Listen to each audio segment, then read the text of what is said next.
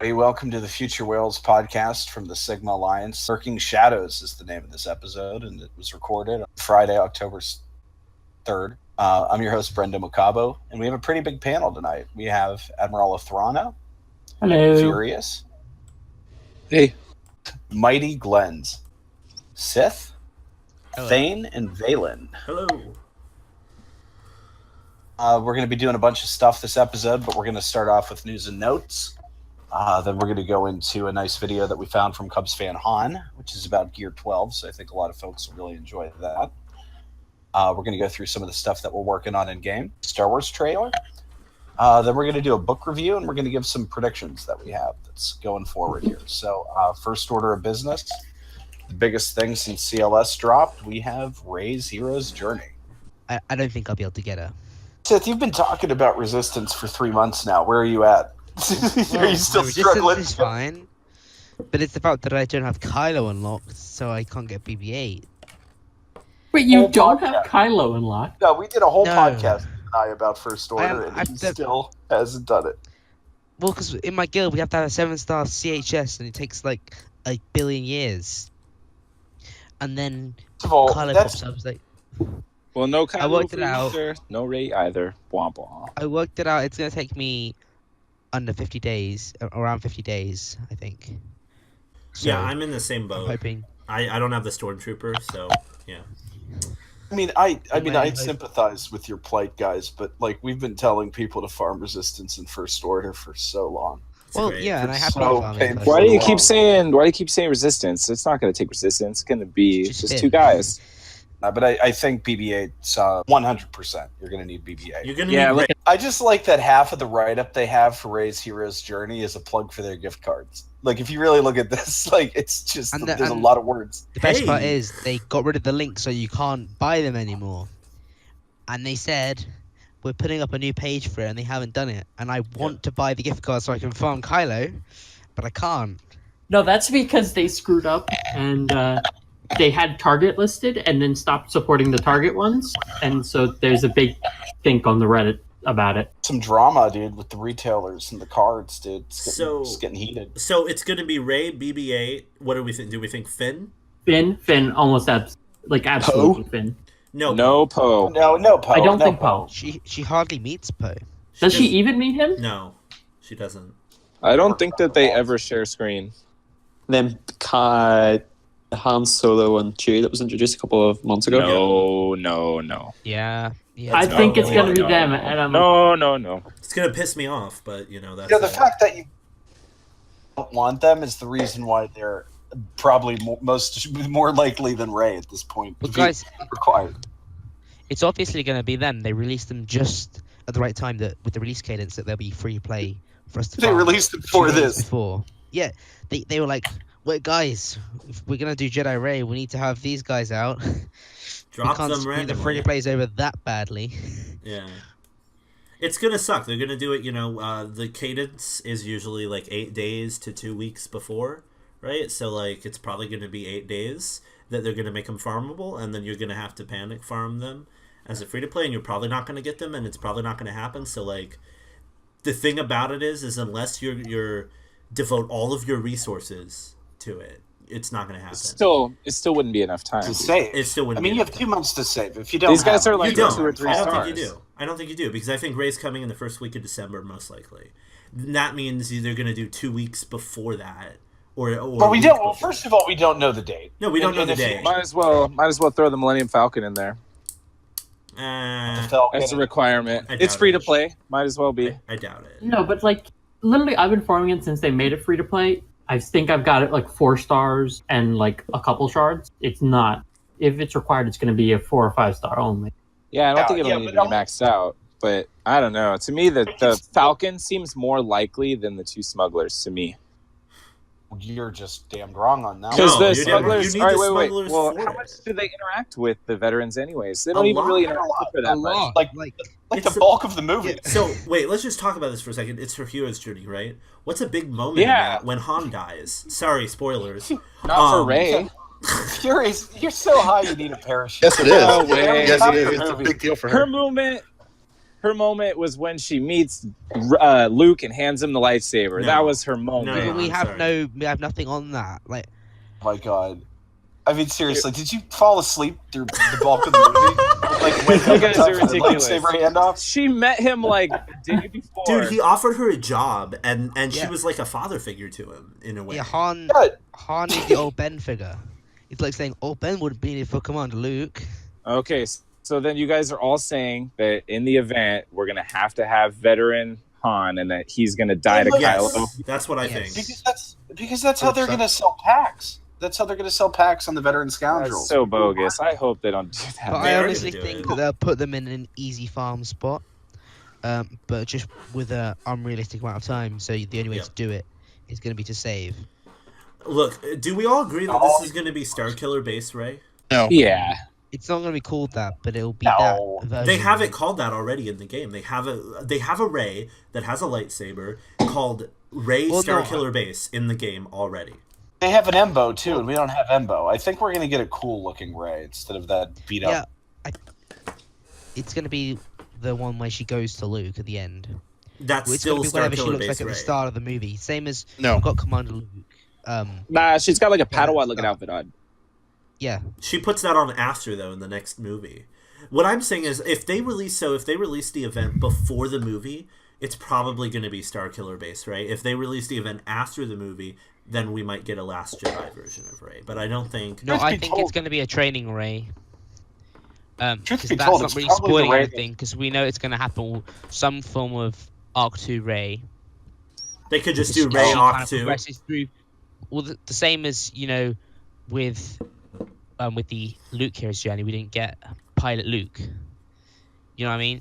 We got the one from the very beginning of the next movie. Yeah, but the Yeah, difference see, is exactly. one was a known character and one is a spoiler for a movie that's coming out. But we know what she's going to look like, and we know she's going to train, and we've seen. Yeah, Luke. we've already It's seen not her a in the spoiler. trailer. It's I not a will spoiler. say- I will say this though, like it can't be a spoiler for the next movie because Battlefront 2 is already putting these new characters in their game that comes out a month before the movie comes out. Yeah, I agree. We know who these people are. A So lot what of do these we- people have what already do been we- shown. What do we recommend to people? We recommend that you go crazy going after if you want to get Rey, if Rey's important to you. Yeah, you would, it's the biggest thing in the game right now. Well, but but the do you thing guys It's think... important to you. yeah. I disagree. I Well, just- disagree. Here, time out, guys. Do you think the Ray for the artwork of Ray is going to be the one from the picture that's sword fighting the Kylo that they have in their promotional material? I mean, I feel like that's the Ray we're going to get. The Starkiller Base Rey. That's what I've been saying. That's Star the Killer Base Ray? Yeah, that's Starkiller Base Rey. Look at Where's her this thing in game. closed? If you go play the game, the last I think it's a light side hard node she's in. Well, no, there's I think it's Cantina 6 something. Cantina 6. Okay. Yeah, she's in there, and you could go fight against her right now. No, I mean, I know that she's in there. I just wasn't thinking they'd use that version of her. To me, that's They already just made visual it. work. Well, if we get it, I really hope she's not called Starkiller Base Ray. No, she would be called Rey, parentheses, Starkiller Base. That's what she would be called. So you think we're just getting her, that exact one with Yeah. the kit and everything? Not 'Cause the you kit. I battle think the against kit that. will be different. I think the kit will be different. So then what makes you think that it's going to... Oh, so are they going to change that one's kit when she comes out then? yeah, they'll just change the animation. Well, the same way as we had Palpatine, And it was a different kit, right? That's and what then I'm saying. Palpatine's kit got updated. Actually, no, it didn't. So sometimes when you verse Palpatine, you get wrecked. Yeah. Yeah. Yeah, like if The you're playing a old Lobby one-shot account version. now and you go against the Night Sisters, like in the low nodes, man, they're hard. Yeah, but the kit, what I'm saying is they've done this before where they've had a character in the game, released them, changed their kit a little bit for the actual playable character. They've done this before. So I don't see it being, any different here. For the record, want to correct myself. It looks like it's Cantina 7F. 7. Yeah, 7F. Okay. There's an earlier one, Stage 4 as well. Okay. Yeah, she makes her way around the table. Well, the reason I say that that's going to be the one they use is they already made a model. Like, why make a new model when you already have a model saved and you can just change the animations? Because for the it's a model? new movie. Yeah, but they're not making it for the new movie. They're making it in support of the new movie. In That support. amounts to the same thing. But here's the thing: is the hero's journey is going to be the story of her going from Scavenger Ray to the Ray with the lightsaber at the end of the Right. episode 7, not Ray and No. X-Men. She goes- No, I know, because She's going to be the Rey at the beginning of the next movie. Yeah, that's That's why I not what it said. said. The Luke Hero's Journey event feeds on to the next movie. But It's the only way it makes sense. How can you be on a journey if the journey doesn't end? It has to be what happens at the end of her journey. Read what it said. At the end of her journey, she's in the next movie. So read what it said, though. It said, experience some of her most thrilling moments as she progresses from a humble scavenger to making new allies to fighting the legendary Luke. So, to me, the chain of events is you're going to have Rey and BB-8, then you're going to have Rey, BB-8, and Finn, then you're going to have Rey, BB-8, Finn, and the veteran smugglers, then you're going to have Rey, or then you're probably just going to have veteran smuggler die to Kylo, and then you're going to have her fight, Kylo essentially, and then go to Luke. It'd be and, Finn. End on that. If you're looking for the last guy, it's her and Finn. Yeah, her and Finn. And then you're going to, end on her approaching Luke. That's what you're going to end on, and that's how you're going to unlock her. That's what I see it happening as, based on the way they said it. What do you guys think? Oh, it'll be a good event, though. I mean, the CLS event was awesome, so this is going to be, I think, as cinematic as that one. Yeah. And I just want to make one comment before we move on from this. If they did require veteran Han and Chewie, it would be the first time that they released guys that were required at 7 stars to unlock so close to their release. No, they did it with Phoenix. They did it with Phoenix, but you could get Thrawn at 5 stars. You couldn't get... Yeah. You just couldn't use them, really. No, but you could unlock raid. them. I'm just saying, but this is a hero's journey and it's 7 stars. So Yeah, in my mind, that just doesn't seem realistic for the time frame if they're going to release those guys. I feel like you just It'd be totally even less time misunderstand. than Phoenix. It'd be less time than Phoenix, and you saw how Phoenix went over for Thrawn. That went over really bad, and then nobody liked it. I don't think that they're just going to repeat that. They gave you a 2 months notice, so if you can't get them, it's on you. I mean, really, you just save up the currency in the stores and then buy them when they come out. You can buy them 4 times a day. Yeah, I don't know. It's going to be game changing. So I mean, the thing is, it's all your energy in the game from this point on should be getting yourself in the position to unlock her when she comes out. It's either going to be early December or sometime in December. So one of the things that I've heard, Warrior say about this, and I tend to agree with him in a lot of ways, is like, this game is not, you're not meant to get every character when they come out. You're just not. The answer as to whether or not you should farm her is obviously yes. I think you're crazy if you don't farm her. She's going to be as important to the game as CLS, and Luke has totally changed the game from arena to raids. He's useful in all phases, and I mean, no other, when you think about how characters work, you have good characters and bad characters. And above those, you have sort of like your marquee characters. Those would be like Princess Leia and Stormtrooper Han. Characters love, whatever. They get reworked. They're good characters. Then you have your like event characters, your marquee characters, like your Nihilists and your it's kind of hard to plural Nihilist. It should be Nihili, I guess, but Earth Nihilist is a huge one.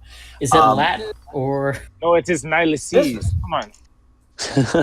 No, but it's like, and then above that you have your legendary characters. And those are even though Yoda kind of sucks now, but I mean, all those characters were good at some point, except arguably Yoda. But they're good characters. And like your R2s, it's like, of course you want those characters. But then when you get to the hero's journey characters, your sort of like legendary characters, those are the characters that are absolutely game changing. So yeah, you farm them. You do it. I just really hope she isn't nearly as powerful as CLS. Like, I'm still recovering from CLS. So. Brother. I mean, it's power I know. creep. Of course she's gonna be stronger than Luke, probably. Do you think it's possible that won't be the case? I mean, do you think it's even remotely possible that she will be powerful, but she won't be so game-breaking that, like, all you ever see in Arena is her face? Personally, I think it's unlikely, but I see it happen. I could see it happening. I mean, look at the arena now. It's all CLS, man. Well, that's what I'm saying. Do you think it's possible that that won't happen? That it won't just be all her? That she'll be a character that you'll need to use smart and not just throw into any given random team? Well, the trend in these games isn't that they make characters worse than the last. I'm not saying worse. I'm saying different. So my point is, you can make a character. This is what I'm saying. You can make a character that is really powerful, but they don't necessarily work in every single team. Like Luke, you can basically slot him into any team, in the arena, and he will work, and it'll be great, and it'll be fine, right? What If you're going to bet money, where do you think it falls? If you're going to bet money, if you have to bet cash on it, I think there's a be possibility. as good as Luke, or I'm asking you to make a decision. I think there's a Like in your 40% gut. possibility. In my gut, there's a 40%. No way, Luke's gonna smoke her, bro. There's a 40%. You know how many rebels there are? Yeah. She's not gonna be a rebel, right? So Luke wins, even if they're equal. Yeah. Yeah. If they're equal, Luke wins because he's a rebel. The worst part is you're right. The whole point of saying that though was the Luke event's going to come back soon. So if you have to choose between Rey and Luke, you pick Luke. Oh yeah, for sure. I'm already ready for Luke. So Just wanted to make sure I threw that out there. Luke over say that, Rey. watch If her you're picking one or the other, you pick Luke. Watch her just turn Resistance into like the powerhouse of all history. I don't think it's possible. Yeah, that's synergy. You say that. I'm You not a say that. I chance. didn't see CLS. I didn't expect, until CLS was revealed, I didn't expect Rebels to be that, bro.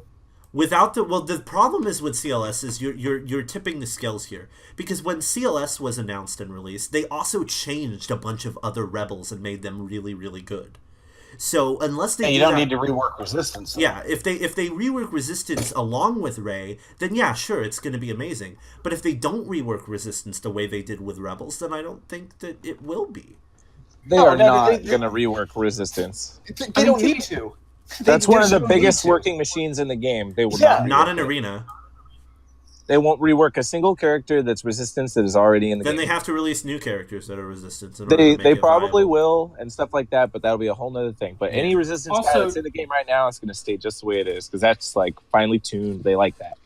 To be fair, with the I'd like Resistance to- or with the Rebels rework, didn't they only rework really Raid Han? That was the only important one that No, they the reworked. Leia got. I know a they rework, reworked and the she other was ones, really good. but those ones are not seen in the top team. I disagree. Bro, Old Ben is. Old Ben. Old Ben's a dominant. Leia's choice. all over Right the now. place in my arena, and I'm in a really old Come on, chair. guys. Yeah, wrap I on think here, that Thane. I think that they have a pretty, like Brenda was saying earlier, they have a pretty structured level of tiers of characters. You know, you used to have your legendary, you had your raid characters, you had your marquee characters. When they introduced CLS and they hero's journey, I feel like the hero's journey, like if they're gonna continue making more characters like your Jedi Luke, whatever raid turns out to be, those are going to be the new standard, like the highest standard of characters. So like, you know, before, like legendaries were the top. Raid argument could be made that the raid characters were also on that tier. So I feel like just the fact that she has that tag, it was the same argument I made a couple weeks ago when BB-8 was going to come out. I said, when everybody was saying, like, you know, he's not going to be meta changing, he is going to be meta changing, I said the reason he is going to be important or viable is because he's a legend. He has that legendary status. Because he has that legendary status, you know, I had faith that he was going to be changing, and so far he has completely broken PvE. If you have a BB-8 and you put him in a resistance team, you absolutely dominate through PvE. Rey, she has that hero's journey tag, so the fact that she has that tag, she is going to be very, very powerful in all areas of the game, just like CLS. So, like, when we're talking about characters that we're going to need for Rey, it's going to be obviously, you know, because, well, not obviously, but we're assuming BB-8, so you need to get your first order up, which isn't exactly a fun farm, as a couple of us here are aware of. So that's going to be the first thing that you need to get 7-starred. You're going to need to get probably the entire resistance squad just to be safe, just in case there's a curveball. If you haven't already, I think they're all worth bumping up. I think it's going to be absolutely worth banking 1 to 2 Zetas just to get the mats ready. At least one wicked game-changing Zeta. Like, most brutally, you're going to need probably 20,000 Cantina currency, every store currency saved up, so you could take her from that, take the veterans from the 15 out of 30, and basically just do it and buy it every time the store refreshes. So what about that crystals? basically means. What about saving crystals in case those veterans come in a hard? But that's an excellent thing. If they do them on a hard node, I can't see that. I mean, that is that is a brutal way to farm them, because at max you're going to get your 350 crystal refreshes, you get your 200s, your 200s. To get that, mathematically, if you have a week or two to farm these, to get 260 shards or whatever it is, it's just going to be That would be the really biggest. tall order. That would be the biggest crunch we ever had. It would have to be in a store, I would think. My concern is what do we do if they put them in the same store? What if- I mean, yeah. that would be rough. Then You you know need 40,000. It might be nice if they put them in a Cantina node and the Cantina store, like one in the Cantina store, one in the Cantina node. That would be nice if they did that. But I highly doubt it. Yeah. Well, that's kind of like I'm assuming one's going to be Galactic War. I think what they'll probably do is Galactic War and Cantina, because they're kind of like the easiest stores. Makes sense. Well, although Cantina is not really easy, not easy. because sometimes I'll duck doing refreshes just to use the crystals elsewhere. But I'll take a Cantina farm way over a Squad Arena farm. Yeah. I don't know. Yeah, Squad Arenas, I mean, it depends on where you are in Squad Arena. In top 100, it's okay to farm. Like, it's okay to save that currency. I'm like top 50, and it's still like I only get like 2 a day, which is good. But at the same time, like I have other things I gotta farm. Yeah. Depends on where you are in the game. I think it's important to say that it depends on where you are in the game to worry about this or not. If you're... And I think what you were saying about what Warrior said, I think this is absolutely one of those things that you change the course of your game to get, because it's going to be huge, and it's going to change the course of the game until the next hero's journey or until the next uber legendary character. So I want a villain's journey. Yeah. We need Revan. I mean, absolutely.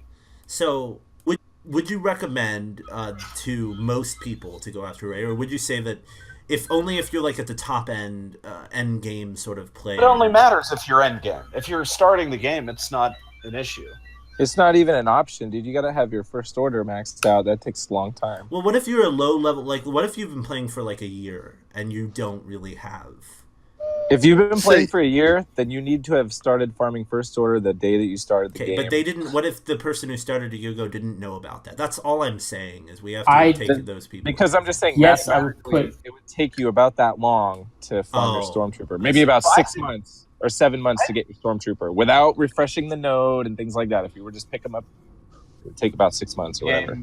I've been an active player of the game since February of March. I mean, it's not like I've been playing the game a super long time. And you have him at 7 stars?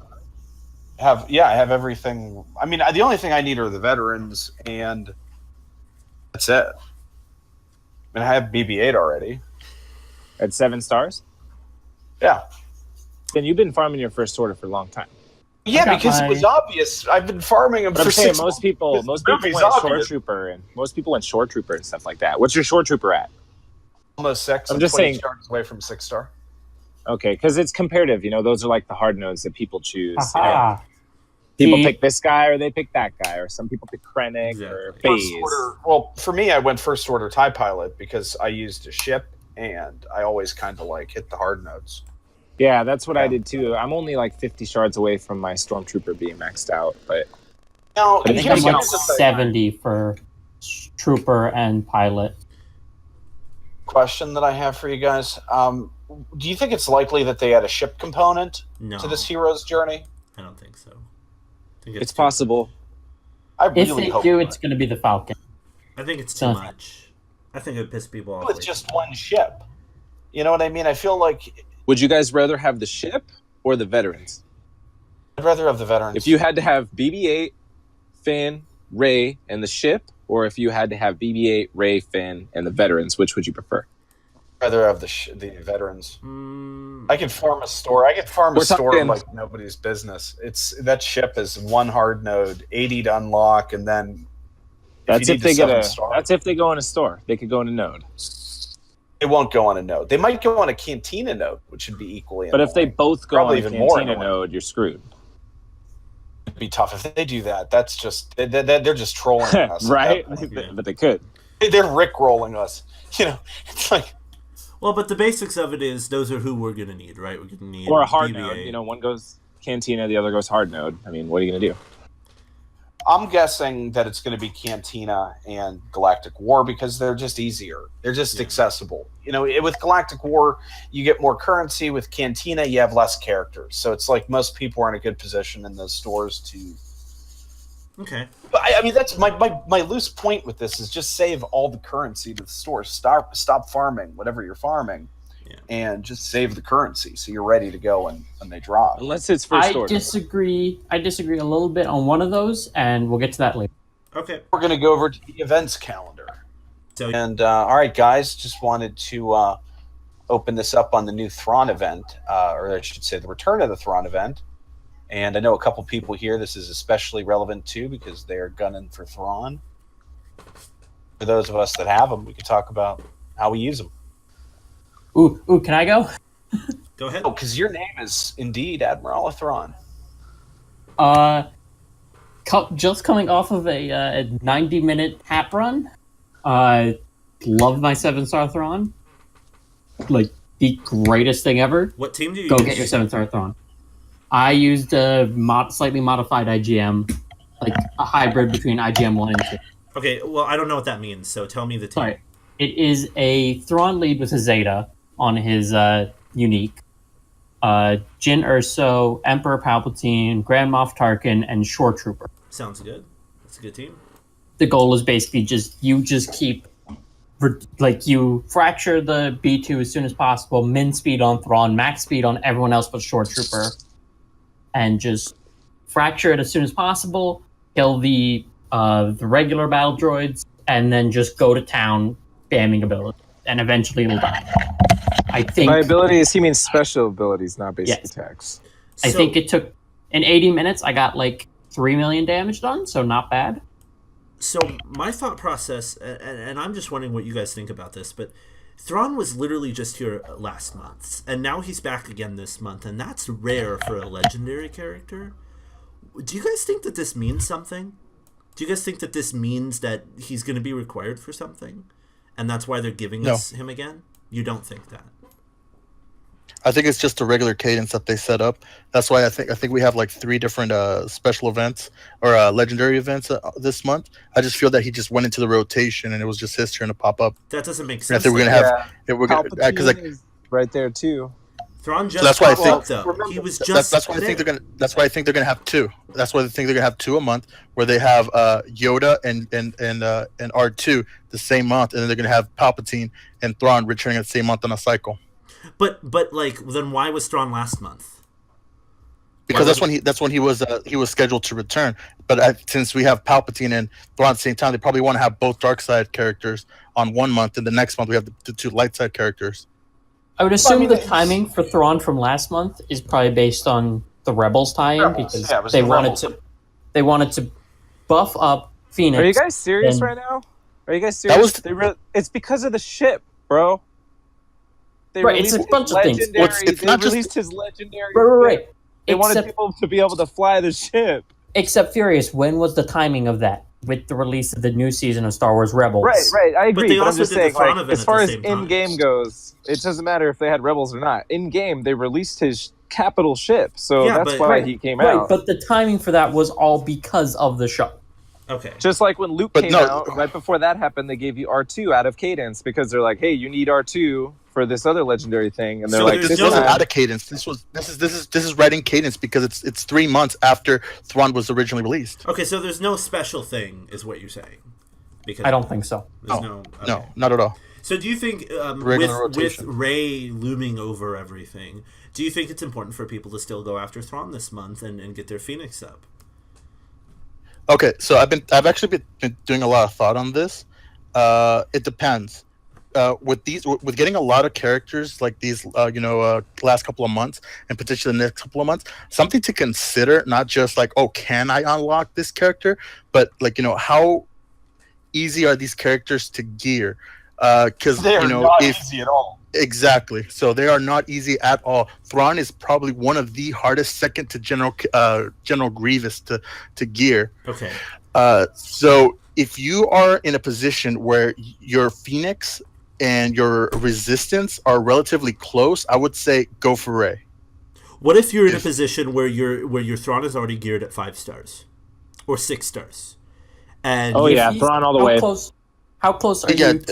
it depends on how close you are with your Phoenix and how close you are with everything else. It's like if you are already like you feel like you're close, all of them are 7 stars, gear 8, then yeah, obviously you should attempt to do it. But I would probably not go that far. I would still say go for Rey. It also comes down to whether you have CLS or not. CLS is not that hard to gear up. So if you're like looking at Thrawn, CLS, Rey potentially returning, out of those 3, it's like, okay, which one's potentially going to be most beneficial for my roster, and which one's going to be the least likely to be hard to gear? Because I have a Thrawn, borderline G12, and he's just sitting there collecting dust.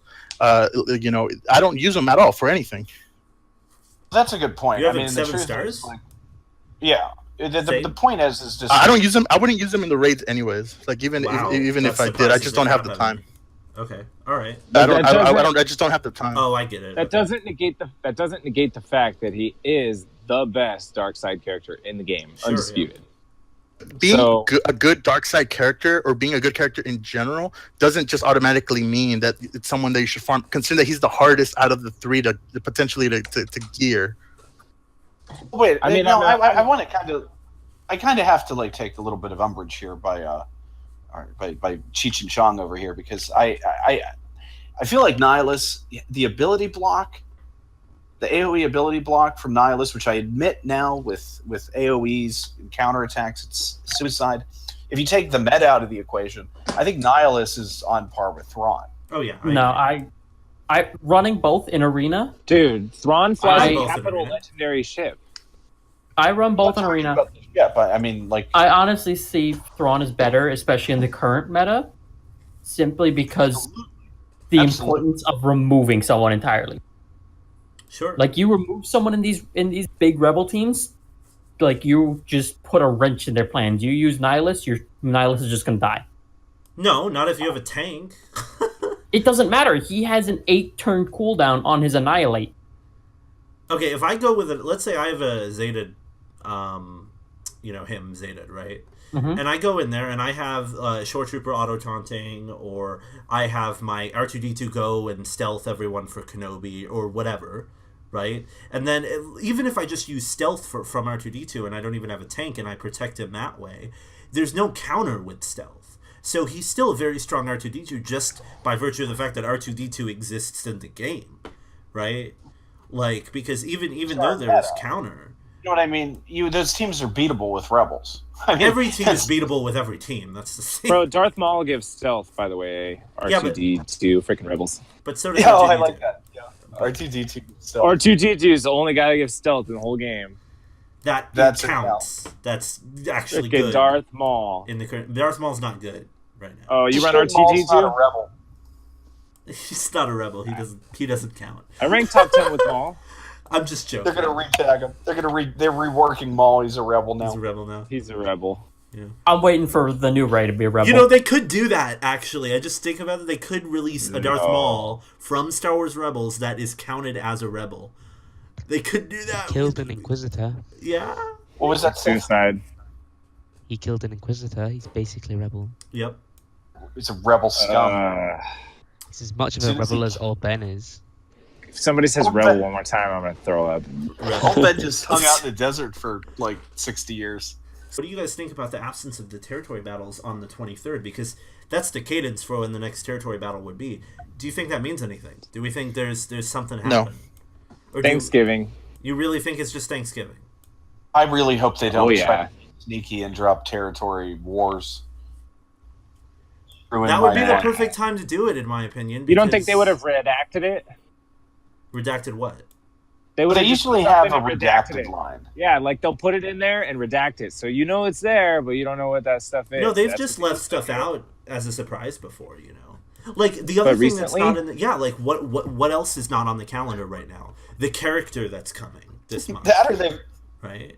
or they forgot to put it out. One of Typical. those two. But that's the thing. Do we think that it could mean anything? Like, do you think that the no territory battle? It could just be territory wars. That's the only thing I can think Do you of. think it would be territory? Yeah, that would be the only thing, and it just feels a little soon for territory wars. 'Cause we Hey, just- wait, when does Battlefront come out? The 14th. So that would be the week after Battlefront comes out? Yeah, that would make sense. I wonder if it is Battlefront stuff. It could be.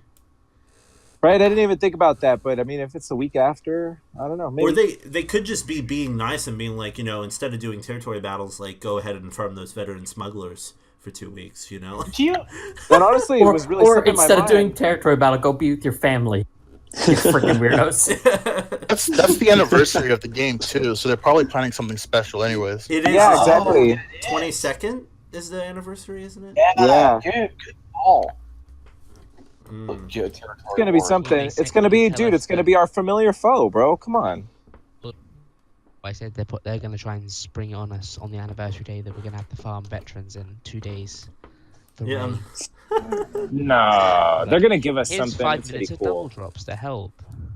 Yeah, here's 2 days of double drops, and one of those is going to be cut off because of like the way your server resets.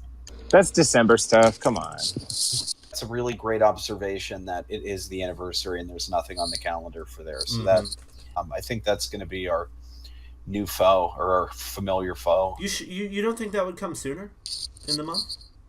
They usually do it towards the middle of the month when they do a character release. I think anniversaries are special. Yeah, I Yeah, could see them man. delaying it for that reason. They're just gonna drop it on that day or whatever. Like, hey guys, it's been 2 years. High five. We have a new sale for Darth you guys Revan. to explore. We have some new packs for you to buy. Yeah, yeah. You know that's going to be what it is. Here's some packs. Here's a marquee character. Like, everyone's wanting it to be legendary. It's our birthday. Give us money. Hey, Yeah, it's you a- know that. It's a You marquee. know the store's going to be huge. Yeah. Huge. Extremely rare legendary event. Darth Revan. It's gonna be Requires big, I tell you. 5 Time hours. only. One time only. Yeah, one time only. Buy now All or supplies lose. Oh, last. Otherwise, it's gonna take you 2 years, like Talzin. And then if you don't buy now and you can't get Rey, well, Darth Revan will be able to beat the crap out of Rey. So, here you go. Just there's. And I mean, that's the way this game works. So, Yeah. they have something up their sleeves for the anniversary. We'll see what and happens. Yeah, for sure. That as soon as I saw it was blank, I was like, "This is suspicious." Can I and just then, say, as a person who's been playing this game since its launch, 2 years. Guys, this is crazy. 2 years this game has been around. That's pretty big. It's a pretty big accomplishment. do you have a 7-star cup yet? Get out of here. Why are you did you guys- taking so long, dude? did you guys see I don't spend Assassin money. Blaster's video where he plays with a Gear 12 cup? This is Urban Blaster Assassin Master. This is about in the whole And he's freaking like, galaxy. "Bada boom! I'm gonna stun him." He's totally playing a Gear 12 cup. I love Urban Blaster. He's hilarious. Oh man, Oh, that is too much. yeah.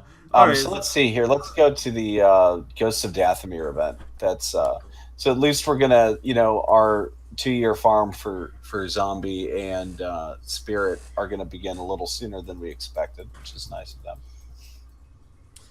yeah. I mean, it's interesting. I'm just, you know what? They're a thing. They can continue. I'm just going to farm them through the event and then not even refresh because I'm like, Night Sisters. If they do put them Any in of you nodes, guys would you screw farm up them? the refreshes? What's that? They would go on my list very far down. Yeah. I think I want you guys- Zetas more than I want Rey. Guys, I made a horrible mistake when Ghosts of Dathomir went up. Like, what I usually do when I see 2 is I just, I go from the beginning to the top, thinking there's Oh. a narrative of the event. Yeah, so I did not get my Zeta, which admittedly it's only 1 Zeta, so it's not like, I just knew that I'd get it when it comes back, but it's still a heartbreaker. And Especially because you then also miss some extra shards. That's gonna delay you. yeah, well, I'll get the shards back for the first time bonus, but Right, but it'll be the difference is that you don't get to farm the bonus one. You farm the first node one more time than the bonus, so you lose those 3 shards. Yeah. yeah, but I mean, I'll live without the shards. I want the Zeta more. Do you guys your honest assessment here? Are you guys I started farming Night Sisters and I kind of got them up to 6 stars, and I sort of Gear 6, Gear 7, that era. You guys excited about Night Sisters anymore? Because I feel Nope. Never Yeah, was. I'm gonna get Zetas out of them. Yeah. I just I'm Like, excited. you're gonna get Zetas out of him in 2 years, dude. I don't see what it's like. I'm still gonna spend crystals on it, dude. I'm gonna save my Bro, crystals. Zetas. Well, you're gonna send to refresh Ghosts of Death. No, to refresh Talzin. Okay, so about that, Completely. I would say, like, going back to the whole thing about, depending on where you are in the game, if you're in the top 50 or higher in arena, I would really recommend, if you really are considering going for Jedi Ray, and I highly recommend you do, just focus on those crystals, on getting those like 4 to 8 shards of veteran Han and veteran Chewie, because I already have veteran Han and Chewie. I have them at 5 and 4 stars right now. And that's just from getting my my crystals from arena. So if you're gonna spend those crystals on someone like Mother Talzin or something just for Zetas, I would say that going for Jedi Ray is a better investment, because Zetas, there's only maybe like a handful of really really good Zetas, and then the rest you can kind of skip. Here's the thing, Yeah. right?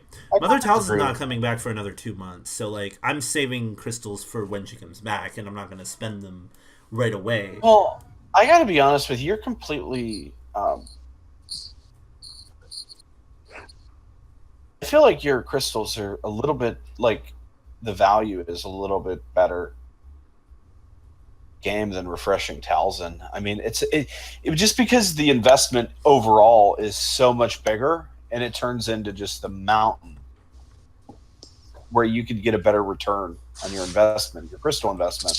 Yeah, so for the next month, I'm refreshing with crystals, and then the month after that, I'm going to start saving them. Basically, that's kind of what I'm doing personally. Just going to be gimping yourself. Well, that's fine. I don't mind that, because the fact of the matter is, I for one, I like Talzin, and I kind of want to have her at 7 stars personally, and I know that she's going to be good for territory battles, and also I'm going to be getting Zetas for her. So I'm happy with. They get her in time for territory battles. I never said I was going to, but when I do get her, selling point. I'm just saying that it's sort of like, I feel like they're going to have a better way to farm her. 6 months out, I think they're going to realize that nobody is going to get her, and they're going to give you an easier way to farm her. So I'd rather bank on them making her more available than actually putting it up front to like inch your way to her, because you're not going to see anything from that crystal investment for a while. I know. For like close to 10 months. I know, for like 8 months. Whereas, like, if you use those crystals for like something like Jedi Ray, you're gonna see investment. You'll pay back your investment like right away. Well, I'm already doing that. Like I told you, this month I'm refreshing, and I'm not. I want to ask a question. In what aspect of the game is she gonna outshine CLS? Well, we can't answer that. But I don't know. But I mean, come on. But I'm just saying, is it even possible?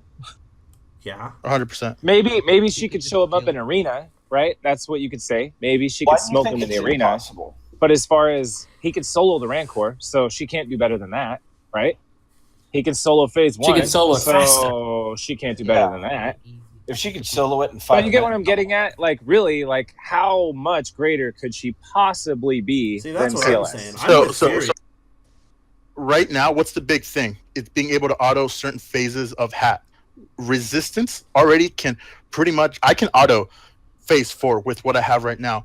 If she has a leadership that puts them on steroids, or under a Zeta Finn, she can do from P2 to P4 on auto. Yeah, that is a much better character than being able to auto the Rancor. Well, you can auto phase 1 of tank with Luke. Yeah, you can and auto Han. phase 1 with CLS too. I know. You can auto 1 phase versus 3 phases. I'm talking about 4, I 3, see. and 4. You think they're gonna just roll all the way through? But guys, Exactly. Resistance already can steamroll 2 and 4. Steamroll 2 and 4. So all they need is to be able to steamroll 3. There's already a team out there that can do, all, part of 2, all of 3, and all of 4. So if Jedi Ray can just, tilt that scale to where all of a sudden the resistance can just auto phase Okay. 2, 3, and 4 back to back to back. Hell yeah, But that is he- going to be a character that's going to be much better than CLS. Here's the thing, not for everybody. For some people who have the resistance all geared up and done and ready to go for that, that's Okay, great. that argument But- though is the same thing with CLS. No, it's not it's for not. everybody. Obviously, it's not for No, everybody. it's not, because Luke is for everybody. Because Luke, it's one character you need. One character you need. Right? Luke is a lot easier to get than she is. Yes. If you're going to work on someone, I personally would work on Luke. No. The only reason You people are saying that is because veteran Han and veteran Chewie are not First farmable Order's yet. hard to That's get. the only reason why. First Order is harder to get than anything that you need to get Luke. Yep, that's true. Well, first of all, before old Ben was reworked to do anything, I mean, pretty much there's no reason, unless you were on the old Ben meta ages ago, there's no reason for you to really work on old Ben. Right. I mean, to me, and All those New Hope characters were seen as useless before their reworks. Exactly. You know, BB-8. People, as soon as BB-8 was released, like people should have gone. Said, "Oh shoot, we need to farm. First Order because we're gonna need BB-8. BB-8 by himself is a much better character than a lot of these other characters that were Just like to jump in here. Podcast 1 called it What's that? what did you call on that? Be specific. that BB-8 was going to be amazing in raids and stuff. Oh yeah, I said that too. He's Yeah, gonna I was break on it. Well, he is He's amazing. legendary. I'll tell you, back to some of Thane and my earlier conversations, and we would always hammer on the fact that Resistance and First Order, just for the fact that they're tied to the movies, the trilogy movies, are going to be the most important in the game. So it's not like we didn't know, that First Order would be important. Well, of course. But Still, it just takes a long time to farm the First Order.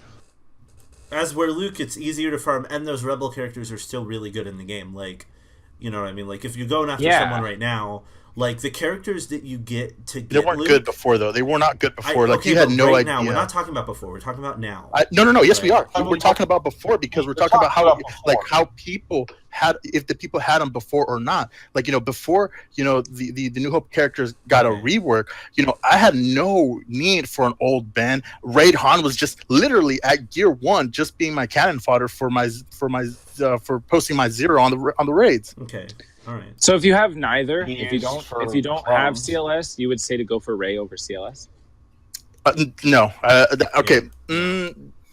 I would say it- you have to go for CLS because he's a lot easier to get. Just period. Yeah. Why are you saying that? Why is there an opposition? Why do you have to choose either or? Because You I need think both. CLS is coming back in December as like a Because of present. the time frame it takes you to farm them, and he's due to come back soon.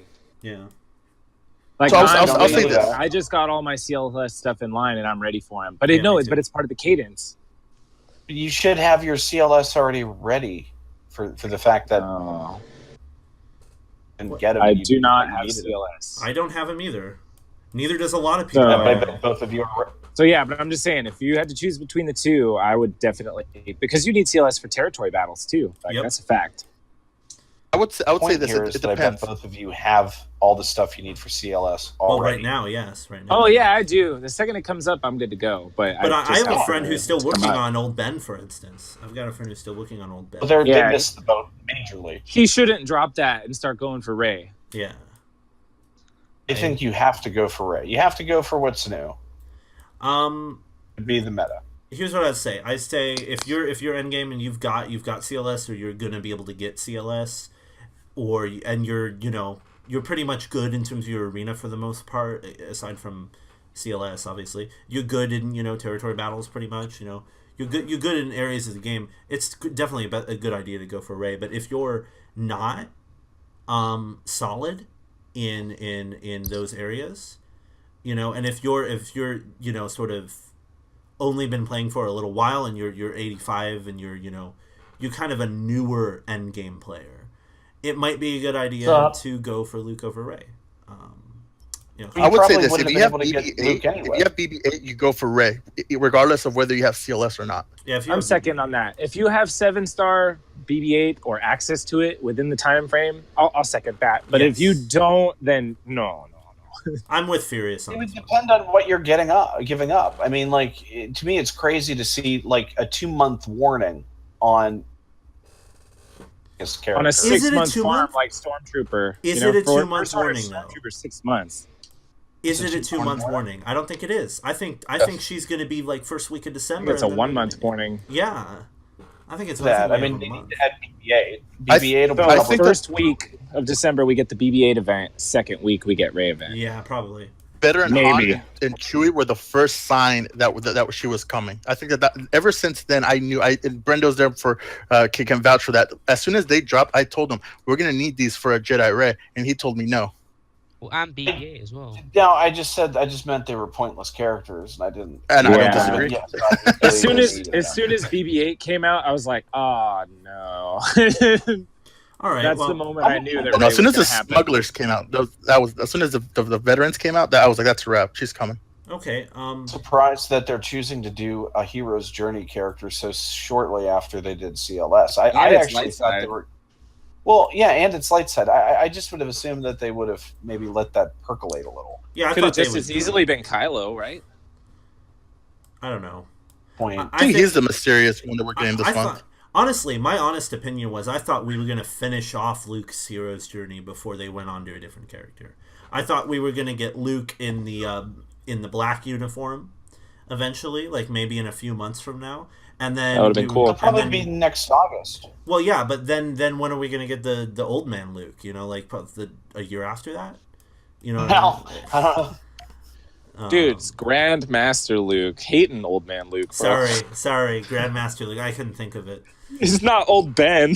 Old man Luke. Dude, old- he's kind of like old Old Ben, man only on a Luke. planet with water instead of a desert. He's kind of angry. like senile. And... kind of an angry, senile man right now is what I'm saying, anyways. He could have Alec Guinness's British accent. Nah, That should he be just another knows part some of like it. divine stuff. His mind is blown, you know. He read the book and stuff. Okay, so yeah, recently we had some very good news here from a guild management standpoint that we're going to be getting some tools to help make our lives easier with territory battles. And then we had some more information about territory wars. So, yeah, I mean, I really like any chance to streamline the territory battle process because it's a pain in the ass. And I think everybody that's an officer in any of these guilds should be given many crystals to help us along our way for what we have to do week in and week out on this. Do you like the new tools? Do you like what they add to the game, Brendo? I mean, they seem better than, like, anything's better than what we have now, which is, like, you know, I do, my favorite part is, like, kind of like the tag of things as being rogue actions, which I find funny. I'll try to do periodically an occasional rogue action just to pop up on an alert for shits and giggles. Well, I think one of the things that I like is that even when you lock things out, that still, as a player, you could choose whether or not you follow that guideline. Some fun. Doesn't that make it kind of asinine? It does. The whole fucking thing's a joke. But Well, like, how I do you mean, feel- honestly, when I read it, I was like, "Is this a slap in the face?" Like, it was the dumbest adjustment I've ever read. It does for all absolutely the nothing. problems, we still can't count tickets. We still have no idea how many tickets. Like who has their What? 600? I don't know. Let's get the spreadsheet out and find out. Yeah. If you're looking at this thing, what are you benefiting? If you're like, man, I manage territory battles and I really struggle. When you read these notes, does anybody like, oh, thank God, there's this? No, these notes are worthless. Well, it's great because now we can work out who hasn't deployed, who hasn't done their CMs in a specific phase. It's easy. Yeah, but you also can lock a note when it's finished. So if you don't get up early enough in the morning and in the first phase, it can be 3 stars before you log in, and then you have 0 contribution. Yeah, how do we feel then about you're that kicked out of it. contribution thing? So that's a And fact. then you're kicked out of the guild because So, you didn't. Does that make contribute. sense? So Yo, if I you wanna- look at the leaderboard at the end, you'll have less points because I you're like, wanna- oh, I just do my TB later in the day. So I wanna it was hear- already 3-star. I want to hear from the guild leaders here on what you think about how that's going to change how you manage your guilds. Because I know that a lot of people kick people out based on contribution, or like if you don't contribute to the territory battles enough, then you might get kicked. Well, what if they don't have the opportunity to because it gets finished too fast, like phase 1 and phase 2? How I'm does just the gonna guild- hate everything in that. How are you going to handle it as a guild leader? What are you going to do? Well, Just gonna kick them out and fuck them and Does feed them beans. grabbing a bottle and just drinking my sorrows away count? Oh God. I mean, is there? Do we automatically get this 3-star? And it, well, I guess right now it's nice that at this point we can now look at what people have done per phase, so we can still record how much they're doing in the phases that matter. Okay, so if a phase doesn't matter as much, then you don't care if the contribution isn't there, is what you're saying as a guild leader. Yeah. So it doesn't But really we already matter. have to do that. We already have people that miss like phase 1, 2, and a bit of 3. Yeah. Well, I can say as a Yeah. player, I don't like being locked out of the battles because even if it's been 3-starred, I still want to play those battles personally. I agree. You That can bothers still me. attack. I really No, don't like that. You can still attack, and it's just categorized as a rogue action. No. No. You can't attack something that's 3-starred. If it's That's not three-starred, a you're default locked. thing. That's a in-game No, yeah. lock. 3 stars, it's done. That has nothing to do. Yep. That's That's why what I we're don't saying. like it because I'm like. There's a reason I don't like it too. Is some of the nodes, like maybe it's a node that you're progressing on. You know, you're like, shit, I'm not that great on this node, and maybe you want to try a team, or maybe you want to try a team that you don't use all the time. So it'd be nice, like, oh, I'm already at 3 stars, so I can kind of throw a different team in there and see if I can pull this node off. But if Yeah. it's already started, you can't do that anymore. Yep. So otherwise, there's no guilt-free runs, if that makes sense. I gotta be honest. I'm really not looking forward to that part coming into the game because. Yeah, it's not a good change. Yeah. What's really what difference does it honestly make? I mean, Like I just said, like sometimes I want to use a different team to see if I can clear a node with some of my crap guys. And it I mean, I hate locks to me say out it, of guys, gameplay. we know it is the gameplay sucks. I mean, I feel like I shouldn't be the only one saying this, but territory battles is just a long dirge of the same thing, and we know how it is because we fight the same mobs. Well, that's your opinion, but I still enjoy it personally. So I know that other people don't, and I know that it's boring for people. But for me personally, I like to do it, and I want to do. And it's gameplay; it's more of the game that I enjoy. And if I'm being locked out of the potential to play said game, that's kind of annoying to me. Yeah, but you're Well, only do you gonna be enjoy it locked more out. than Galactic War or less? I don't. You're I only gonna enjoy be both locked a out. lot. You're only going to be locked out of the really, really easy ones, and that's What are the ones you enjoy. cannot? No, you're wrong. Because in like 3 months, that's going to be, you know, a whole nother phase away. And then another 3 months after that, it'll be the next phase. Yep. I mean, you got to think ahead. So in like how long 7 months, you're never going to do territory battles again. Yeah, like But there's certain. it'd be like AAT. It'd be like doing the tank. Like we don't care. Like we But just you- want the thing beaten and done with. It doesn't matter though. Like I can still go and play it. Even if I don't need to, I can still go in and have a fun Sure. time in the tank if I want to. Right? With Right, territory but- battles, yeah. I won't even be able to So- have the opportunity to have fun with it in 7 or 8 months or 10 months because So it'll all I'm be actually with locked. Brendo. I'm actually with Brendo on this one. It's true. Like, you know, once you know, in a couple of months, because like all all the GP for all the guilds are going to go up with all these new characters. So there's gonna become a day where, you know, half of the guild is only needed. Like if you're like on the higher end to get like, you know, max stars. So like, you know, personally, like, you know, if you're someone who doesn't enjoy, you know, territory battles and just being like, hey, yeah, you know, these first 3 days I'm not needed, so I can just, you know, deploy or not do anything, and I know it's going to be taken care of. Well, And but it's here's the my same point. thing with Hat, because Hat, you know, if you're in a guild that finishes like the Rancor in 10 minutes, if you're someone who finishes the AAT in like an hour, like, you know, unless you're there in the first hour, in the first 10 minutes, you're not going to get a chance to play it anyways. But here's my point though. Yeah. Here's my point though, is that for people who don't want to do it and don't need to do it because their guild is already finishing it, this tool is pointless to do. It's pointless. Like they already don't have to do it. They already don't have to do it because do you mean? they already Clarify started that. it. What do you mean? Star what? Just any. So phase? here's what I'm saying is the reason why the tool angers me is because it's locking me out of being able to play something I want to play.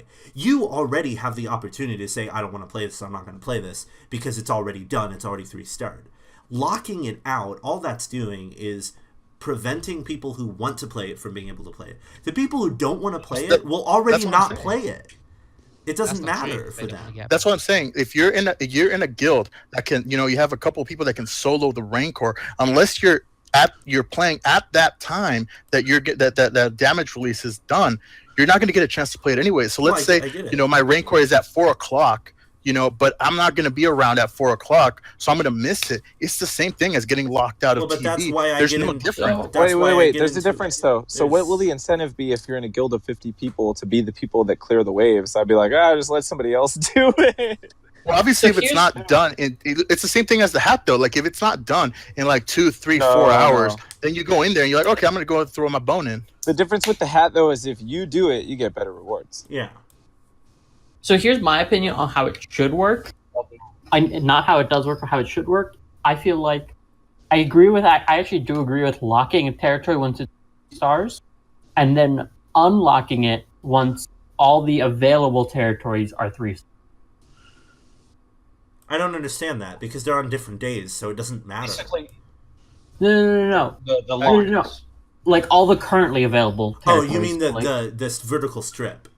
Yes. Okay. So there's no penalty to doing whatever node I because get it. you're not competing with any nodes. So since they're all lock done. it until all Right. nodes are 3-starred. Then once all nodes are 3-starred, you can go in and play that. I would like that. That would be fine by me. Right. Because I don't like I understand the point of the change is it's to stop people from being able to essentially over damage. Because that's really important, especially in some of the later nodes, as I'm sure Sith over there in Sigma Alpha knows. 'Cause I know they've missed a star or two from over damage. Well, yeah, It problem would in be Sith Lords- interesting. You know, you could make it easier if they just made it so the guild leader can choose to have that turned on or off. Yeah. Well, and I think it'd be nice for the guild leader to be able to say, "Listen, I want you to not be able to go in there at 2 stars. Once we get this territory to 2 stars, we're gonna do this territory, and then we'll go back to that one." Basically, because that's a problem we have right now is that like you go in there. What's that? You can do that. Yeah, but people can still ignore it. And Well, yeah, of course they can still ignore it, but that's what the rogue actions are there for. yeah. That you can But the specifically rogue go in there and talk actions- to them.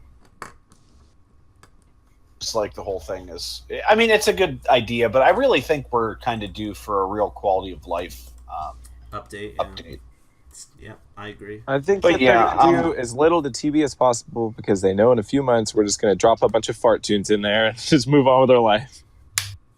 Well, here's the thing, though. you know, Like, at one point, You're not even going to have to do the battles. You'll just drop your roster and move on. you'll just be deploying. exactly what I'm bringing up. Mm. Be a Like really if- good time.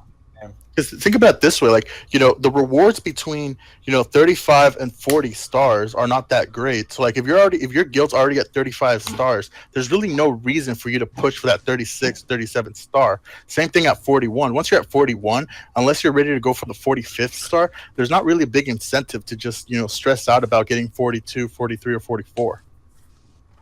Yeah, It's not like raids where you that vertical ascension where that progression from 1 star it just isn't there. It's just the Yeah. type of thing where you know that you're working towards. The reason I like territory battles and the reason why I like how the progression is set up is that you're working as a guild and everything you do in the game is going to help increase that power. So it doesn't matter that you don't need to push for it, but you'll get there eventually, and that's what I like about it. I just wish the gameplay was for me.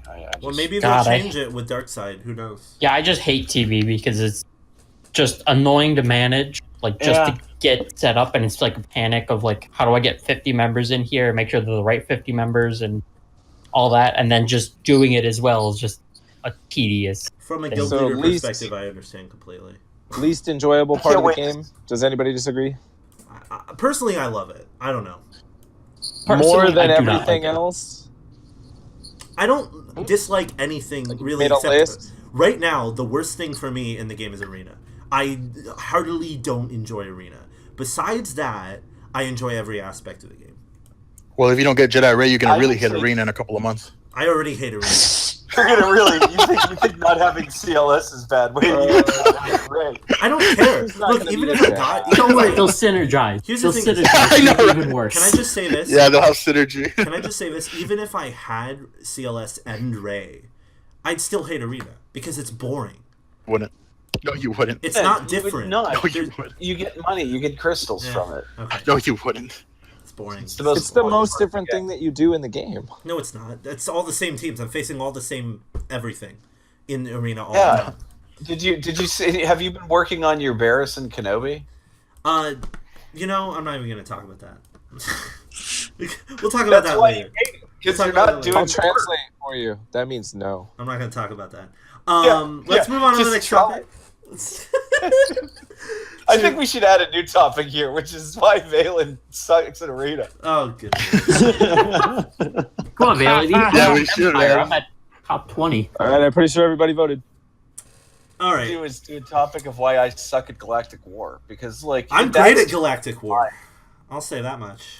Because you don't have CLS to ruin your power. That's why you've somehow figured out a way to make You Galactic face War really tolerable. easy teams.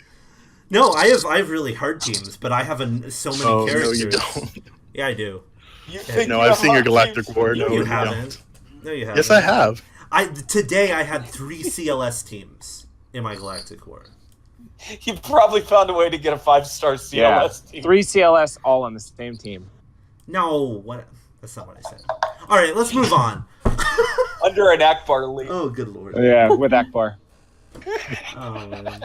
Akbar, old Ben lead. Dude, Come on. I'm gonna take There you go. screenshots of my Galactic War just so you can see. It's not easy. But dude, Galactic War is like it's like getting a root canal every day for 20 minutes. Look, I enjoy it. Okay, I don't know what to tell you. My Note 6 the other day was brutal. Note 6s can have gear 12. Dude, no, it was all Gear 12. I don't even know, like 6 Zetas. I was like, is this real life? My last. It was on Galactic War Day, too. My last I was two like, notes. this is some crap. My last 2 notes today I were have a- full Gear 12. Everyone on the team had a Zeta. You know, like it was like annoying. Yeah, that's my 11 and How 6 about- node lately. My 12 node's broken, though, so woo! But yeah, No, but I'm telling you, and I mean this sincerely.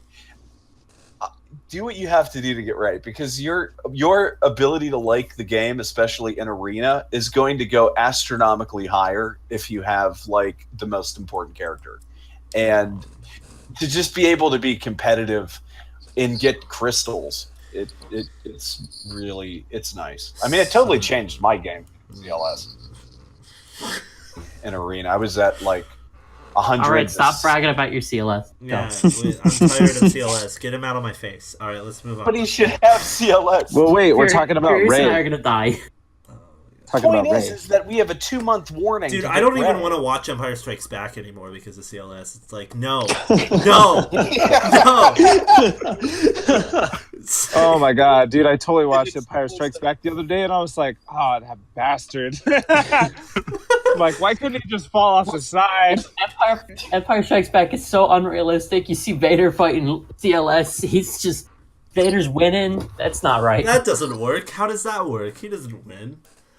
Yeah, I don't see the dots. I don't see the dots.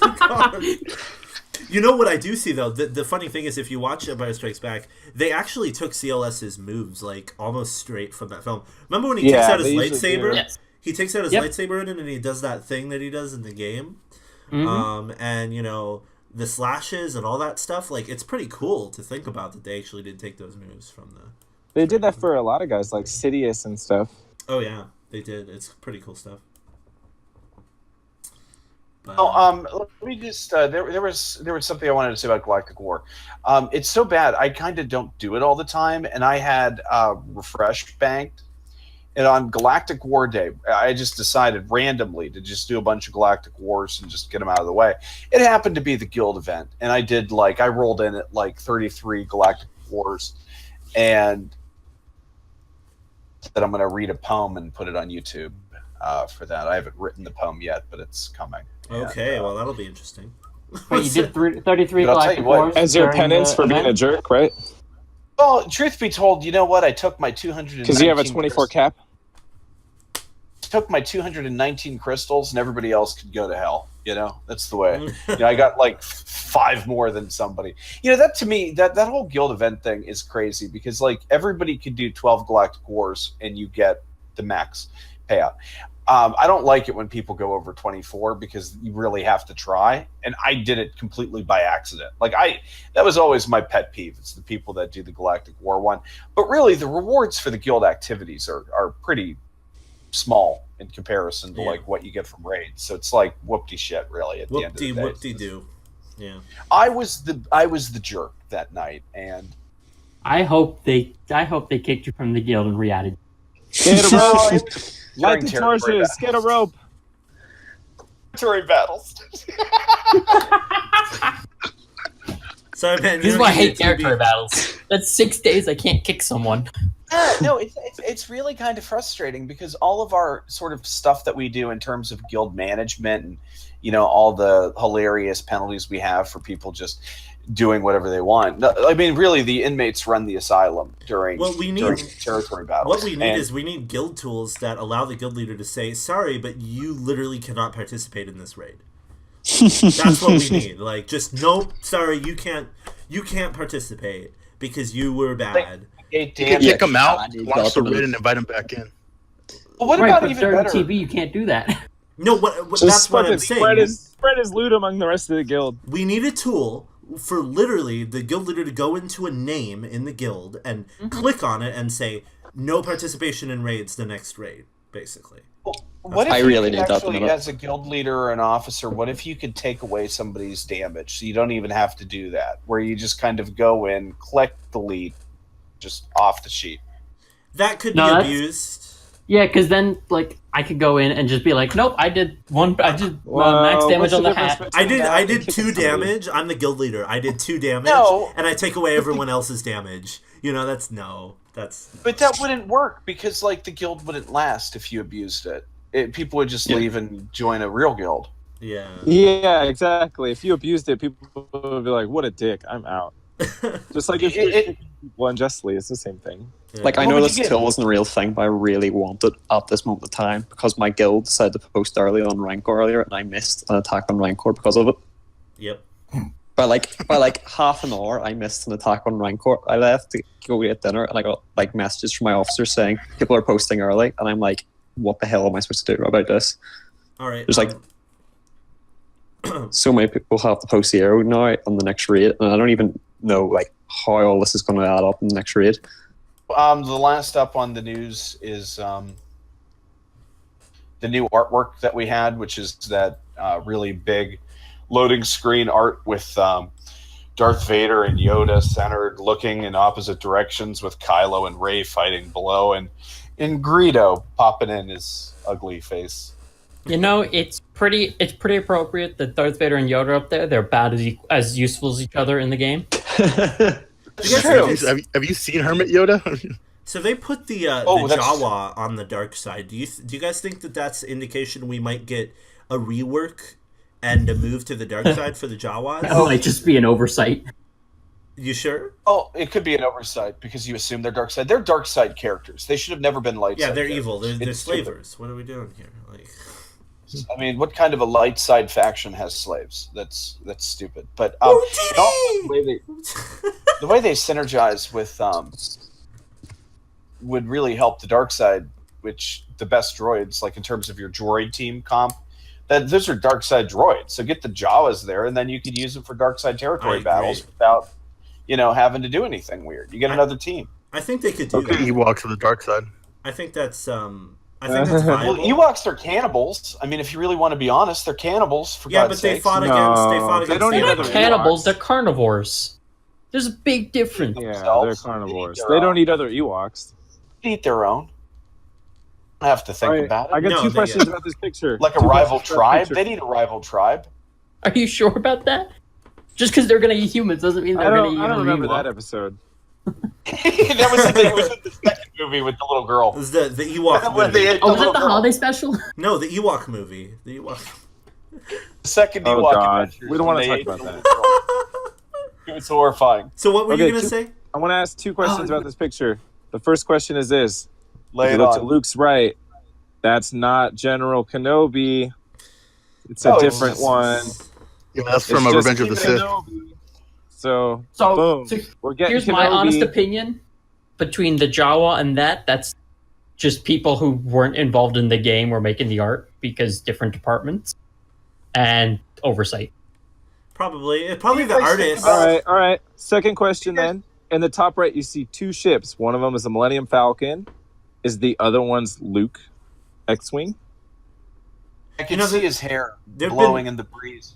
Nobody else on the screen flies an X-wing. There's been rumors we're gonna get Luke's X-wing for a while now, so I could see that. Because that's black PLS suit needs Luke a right ship, there. because that's what Fleet lacks. Is just a dominant ship that can take on a capital ship. No, that's what Chimera is. Sorry, but Luke's ship destroys capital ships. That's what happens. Okay. Damage to capital ships, which have No, no he health. destroys other things. Your hopes and dreams. Guys, we assume that that's Kenobi. I think Furious, you're onto something here. But what I see when I look at that is none other than perhaps an Admiral Carthonassus. Really? Really? Are you Hey, serious? what? Get out of here. Look close. Look close at it. That's Admiral Carthonassus. That's nothing of the You can sort. tell by that. Look closely. It's an art error.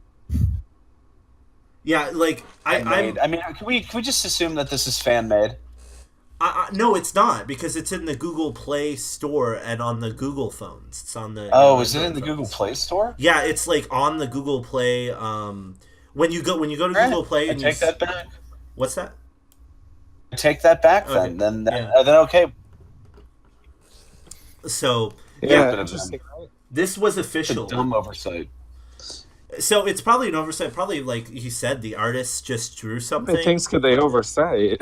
Well, it's only one artist work on this, right? It's not like 10 artists work. We on this. got One a artist Jawa worked. on the dark side, bro. They have a bunch of kids from St. Jude's that did it as a mural. They So probably you can't just- tell a sick kid to change it. Kids that they went to the cancer wing. They probably just looked at it. I'll tell you what happened. The CEO just looked at it. He was like, "Yeah, that looks good. Sure, put that out." You know.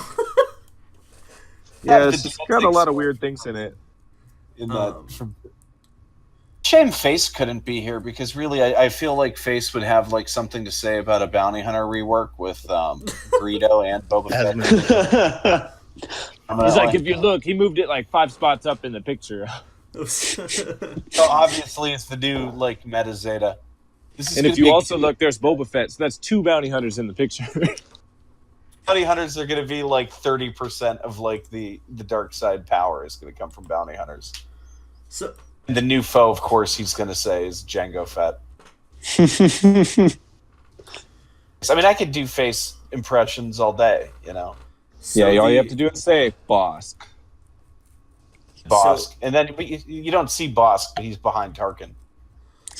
That's funny. He's hiding behind Tarkin. So the next section I want to talk about the community spotlight of the week. So the Nukin and the Cubs fan Han made a pretty cool video this past week, detailing if Gear 12 is worth it for specific arena teams. Now the information we got was essentially that one of the teams, like it's really not worth it because it doesn't increase their damage. That's the Zeta Barris team, and the other teams, the Luke team and the Rex team and all those other teams, it is actually worth Gear 12ing them because it is a significant increase to damage. In some cases, it was like 5,000 to 6,000 damage per character that you're getting out of Gear 12ing them, fully Gear 12. We're talking about equipping the pieces at Gear 12 is what we're talking about here. So what do you guys think of this information? How do you guys feel about learning that, it's really not worth it to Gear 12 like a Zeta Barris team? While these other teams, it is actually like a significant boost in damage, because before we kind of thought that, mostly it's just like a health and protection bump and maybe a little bit of like health steal and stuff. But according to this video, we see that no, it's actually a significant damage boost. So what do you think? So unless you're running Zeta Barris Kenobi or some type of stall drama like that, of course it's worth it. I mean, if you're trying to shoot people and do damage and put up some big numbers, Gear 12 is going to be worth it, man. My whole team, ever since I got them up to Gear 12, I mean, it's a game changer. It's like having some chump. It's like having some chump or a hero. Like, Yep. it's a big Do you want difference. to be a zero or do you want to be the hero? Yeah, it's like I'm getting a fight and I get blammo, one shot, CLS wrecks me. Gear 12, man, I laugh in his face.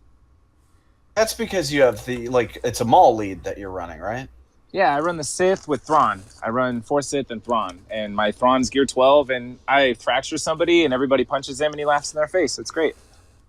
Mauld's great. Do you do Savage as well? No, right now I run Maul, Sith Assassin, Sith Trooper, Darth Nihilus, and Thrawn. Great. Okay.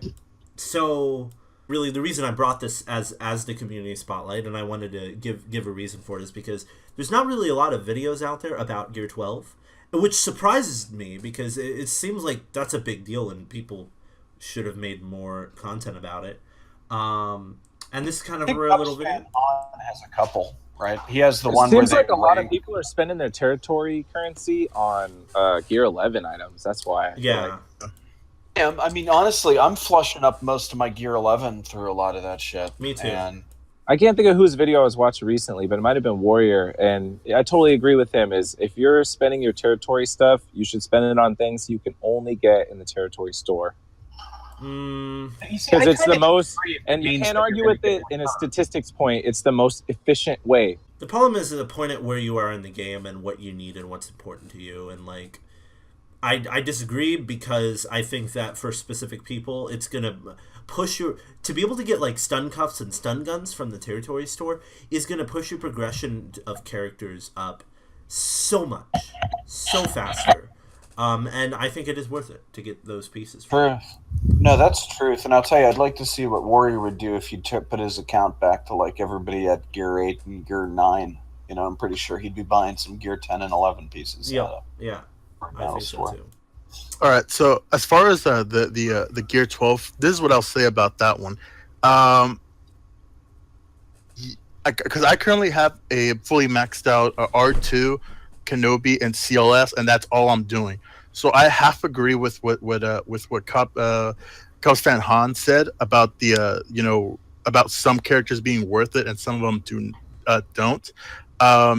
Right now, what I would say is that like Gear 12 is still very young and early, and we're in these last couple of 6 months to counting December from August, like that chunk of time. The meta seems to be in constant fluctuation. So I will say this. I would not invest Gear 12 pieces, like actually once you're at Gear 12, unless you are sure that a character is going to be around for the next 6 months at least. So if it's not CLS, don't do it. Got it. Or Thrawn. Kenobi. Yeah, Kenobi, Kenobi R2, CLS. That's what as far as I've gone. But yeah, Thrawn is a good one. Barris, no, Barris isn't I worth would it. say Thrawn in my mind. Thrawn and CLS are number 1 and 2 as far as people that benefit the most. Yep. R2, yeah, but his kit works around it more than theirs do. You see, with Barris, you have to remember that their rating was on damage. Barris is great. Her Gear 12 pieces are awesome because they give her a shit ton of health. Well, but let's talk about amazing. Let's talk about Gear 12. How easy it is to Gear 12. R2D2 is a lot easier to Gear 12 than other people like CLS and Thrawn. About just getting the gold, or are you talking about gearing into Gear 12? Gearing into Gear 12 and then the gold for him. Like I feel like he's a lot easier than the other characters as a whole. To get he's not that bad at all. Yeah. So he's a good first Actually, one. Cubs fan Han, a different video where I believe he talks about like some of the characters that are very easy to get to Gear 12, which is worth watching. So yeah, highly recommend. So yeah, we highly recommend checking out the video, seeing more information on it. That's the community spotlight of the week. So let's move on, Brendo. Next section. To the Where Are We Now section to talk about what we're doing. So right now, actually, literally right now, I'm working on a on my H rank core run. But no, You're doing you're rating now. General, That's dedication, dude. We're talking about like in general, man. Like, what do you? No, what are you I know. I could still have fun. No, so I'm almost at 1 million GP. Right now, I'm working on Death Trooper because I want him for Death Trooper and Krennic are 2 big ones I want for arena and stuff. But beyond that, for future proofing, I am currently farming up my First Order Stormtrooper, First Order TIE Pilot, my Sidious, and my Jawa. Jawas for the challenge, Sidious for I'm expecting there to be some sort of Sith event. And then I'm expecting there to be some sort of Sith event coming up soon. And then whatever the heck was the one? First Order for quite obvious reason. This is interesting. When they came out with the Rey thing, I went through my favorites, and basically cut out all the characters from the stores. What's your GP? GP, I mean, it's like close to 1480. Okay. A pretty big jump in GP. I ended up hitting big on a credit heist, and I got up to like 35 million credits. So I went through and I just took everybody in my roster up to level 53 just for some instant GP. And I unlocked Cassian's ship maybe 2 weeks ago. So I went up almost 100,000 power this week or two. So that's been nice. But, you know, it's empty power, unfortunately. It doesn't really do anything other than deployments. But, yeah, what I'm farming now, pretty much the only thing left from stores, Fulcrum left for her. Scarifrable Pathfinder and General Grievous I'm doing out of ships. Low Gray out of the guild store. And then hard nodes, I'm doing a ton of Shore Trooper. He's almost 6-star. Jedi Knight Anakin. Really gonna get him finished soon enough. Krennic and Veers every once in a while, but that's not really fun. And then Cantina, I'm doing Death Trooper as well, so kind of doing the same thing that Thrawn is doing with Krennic and Death Trooper. But really, that's just for dark side territory battles. Otherwise, I'm pretty much putting everything into saving up currency for the veterans. Good stuff. Furious, what's going on, brother? Okay, so I'm at 1.2 million GP, and I'm currently farming General Veers and my First Order Stormtrooper. I need 50 shards for Veers and maybe 70 for First Order Stormtrooper. And then, other than that, I've been gearing up, what's her name? Jin, a little bit. Just so I could do her with Rogue One Rebel stuff and maybe in the raid a little bit. Yeah, just one on the side. But other than that, I've been working on R2 and, yeah, just been kind of sprinkling it around a little bit. Just kind of waiting to see what's going to happen with Rey or if I really care. So, Great stuff. and we're going to see the familiar foe soon. So I'm really kind of dragging my heels and just kind of waiting to see what's going to happen with that. That All right. Sith unfortunately can't chat right now, so he is working on his Rogue One team, his Phoenix team, and he's doing Rey. And I'm pretty sure he might be giving a hard look to the First Order soon enough, and he's rocking a 1.6 million GP right now. All right, Thane. I am currently at 2.2 GP. I am working on veteran Han and veteran Chewie, trying to get them from Cantina every day. And as far as gearing, I'm trying to just finish up, just trying to get all of my Phoenix to G9. I actually just got Ezra to G12, which is kind of cool. And besides that, I'm pretty much just laying low for all the gearing. I do want to work on my Hoth characters, just because since they never show up on platoons, they're pretty much a guarantee that I can use them in the combat missions in TB. So they're definitely a worth investment. Very cool. That it? Yeah, it's all you, brother. All right, so I'm doing right now. I'm gearing my Phoenix basically, so I can be ready for Thrawn. I have them all at 7 stars, and I'm close to gear 10 on a few of them. So I'm just getting that ready to go.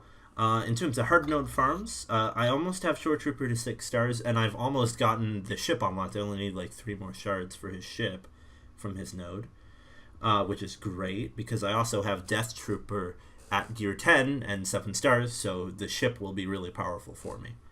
And by the way, my Shore Trooper is gear 11, so that ship is going to be, just amazing to have. It's a lot of fun. Yeah. And then I've got First Order Stormtrooper also doing a little bit of that in the hard nodes.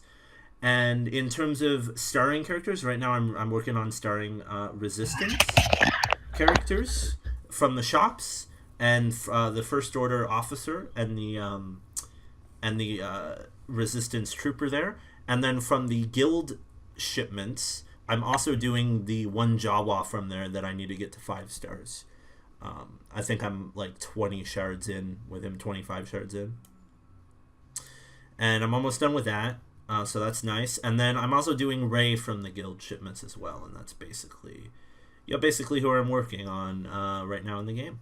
I'm at 1.625. So that's where I am. The latest trailer that came out was from the World Series game. And it was a very short new trailer, but there's some new footage in there. So, spoilers for the next, 2 minutes. Okay? Alright. One, spoilers for the next 2 minutes in the podcast. Okay, so the biggest thing I really saw was it looks like Luke is inside the Millennium Falcon, or at least some ship or another, which I don't know where he's going, but he's doing something, right? He's flying somewhere. Doing something. It's a big deal, right? It might be a misdirect. He might just walk inside, turn he's it just on. poking around? Yep. I don't know. Hamilton on set just kind of touching shit. And you also get to see Finn fight with the lightsaber against Phasma again. They're going to round 2. It wasn't a lightsaber. Was it a lightsaber? Well, I'm just saying, he had a lightsaber before and it didn't work out, versus a stormtrooper. So I guess he wants more. He's going for it this time against Phasma. The throne room of Snoke was really cool to see. Badass. Yeah, you get to see a nice big throne room. That was the best part. Yeah. And Snoke's new dialogue, by the way, which I loved. The darkness rises and light to meet it. That was very cool. And then at the end of the trailer, you see Luke on the ground looking up, and he's like, it's not going to end the way you think. And then it cuts to Rey, which may just be manipulation, but it pops to Rey, and she's like lit up with the lightsaber, ready to strike. And she's like, I don't know. So maybe she'll be a bad girl. Who knows? I'm hoping To kill that porg, that'd be horrible. Oh, I hope she just goes, Master Skywalker, there's too many of them, and just kills everybody in The Force Awakens. Kills all the porgs.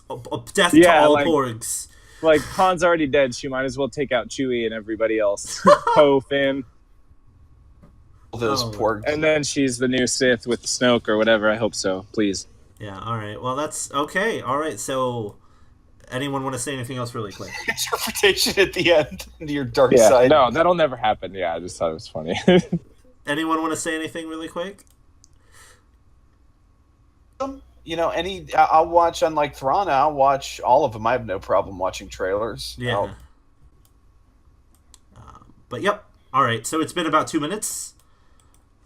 So next up here is a review by Valen on the new Star Wars Thrawn novel, which is by Timothy Zahn. And you can get a copy on our Audible, read by Mark Thompson. And he's going to give us a rundown on it. So is it worth reading? So what I want to say is, you definitely want to listen to the audiobook on Audible, audibletrial.com. You definitely want to listen to it. It's a great book on audio.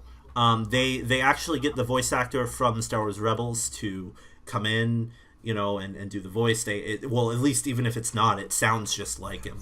And the thing is, they also do other voices on there. They have, quite a few returning characters in the book. Admiral Yularen comes back in this book. He has a pretty big role in the book as well. And one of the big characters that they bring back, and I'm not going to ruin anything for you here in this review, but I'm just going to tell you that a character from Star Wars Rebels, Governor Arinda Price, plays a huge role in the book.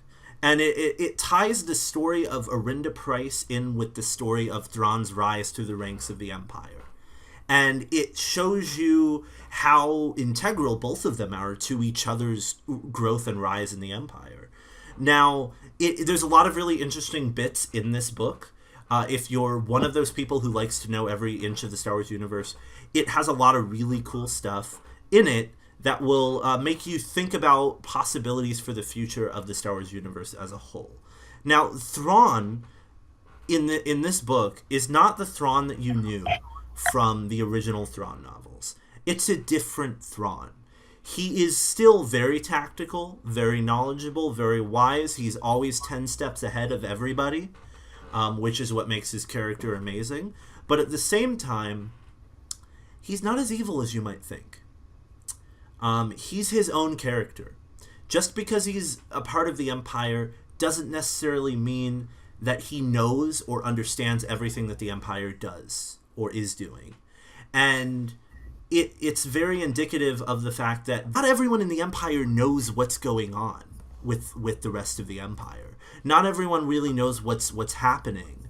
And even people, one of the big things is it shows you how many secret plans and projects that are going on in the Empire that like people just don't know about, you know, and especially Thrawn. Like he learns about stuff, right? Because he's Thrawn, of course he does, right? But at the same time, he just throughout the whole book is doing his own thing, and he's his own unique character that is not like any other character you know from the Empire. He's not like Tarkin. He's not like, you know, Yularen. He's not like any of these other military officials. He's got his own agenda. He's got his own goals. And I will say this. The book surprised me. It genuinely surprised me. And I'm not going to ruin it for anyone here. It genuinely surprised me at the end. I was shocked by some of the stuff that happened. And they did a really good job of setting up the next Thrawn novel that's coming next year during the summer. But the Thrawn book as a whole... Can you tell us that? What's that?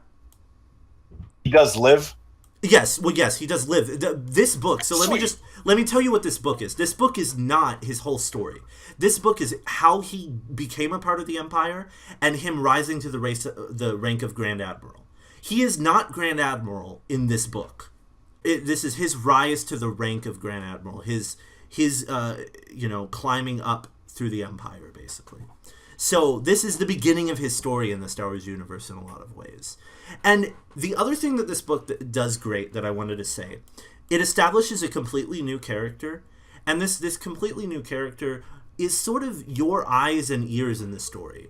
As I was reading it, what was that, Thrawn? Thrawnera? I just said, oh yes, because I love that character that you're talking about. Do you remember the name? I'm forgetting the name. Eli. So Eli is a new character that's introduced, and he's sort of Thrawn's like personal assistant type person. And he acts as a catalyst for you as the reader to peek into the mind of how Thrawn works. Because Eli never knows what's going on. He's completely oblivious to everything that Thrawn is doing. And then Thrawn basically just turns to Eli throughout the story and says, so, why did I do this? And then Eli says, I don't know, I think because this reason, but I never really understand you. And then Thrawn's like, well, this is why I did this, and this is why it works, and this is why I made that plan. And then Eli's just like, oh God, I got it, I get it, I understand.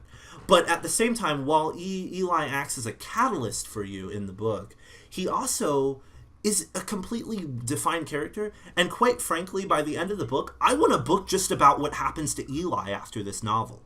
Like, give away much. I'm not going to give away anything. You're getting close. You're getting real close. No, I'm just saying, I want to know where Eli goes, what Eli does, what happens with Eli, because Eli's a cool character. I could see Eli being a character that comes up in many other books and novels.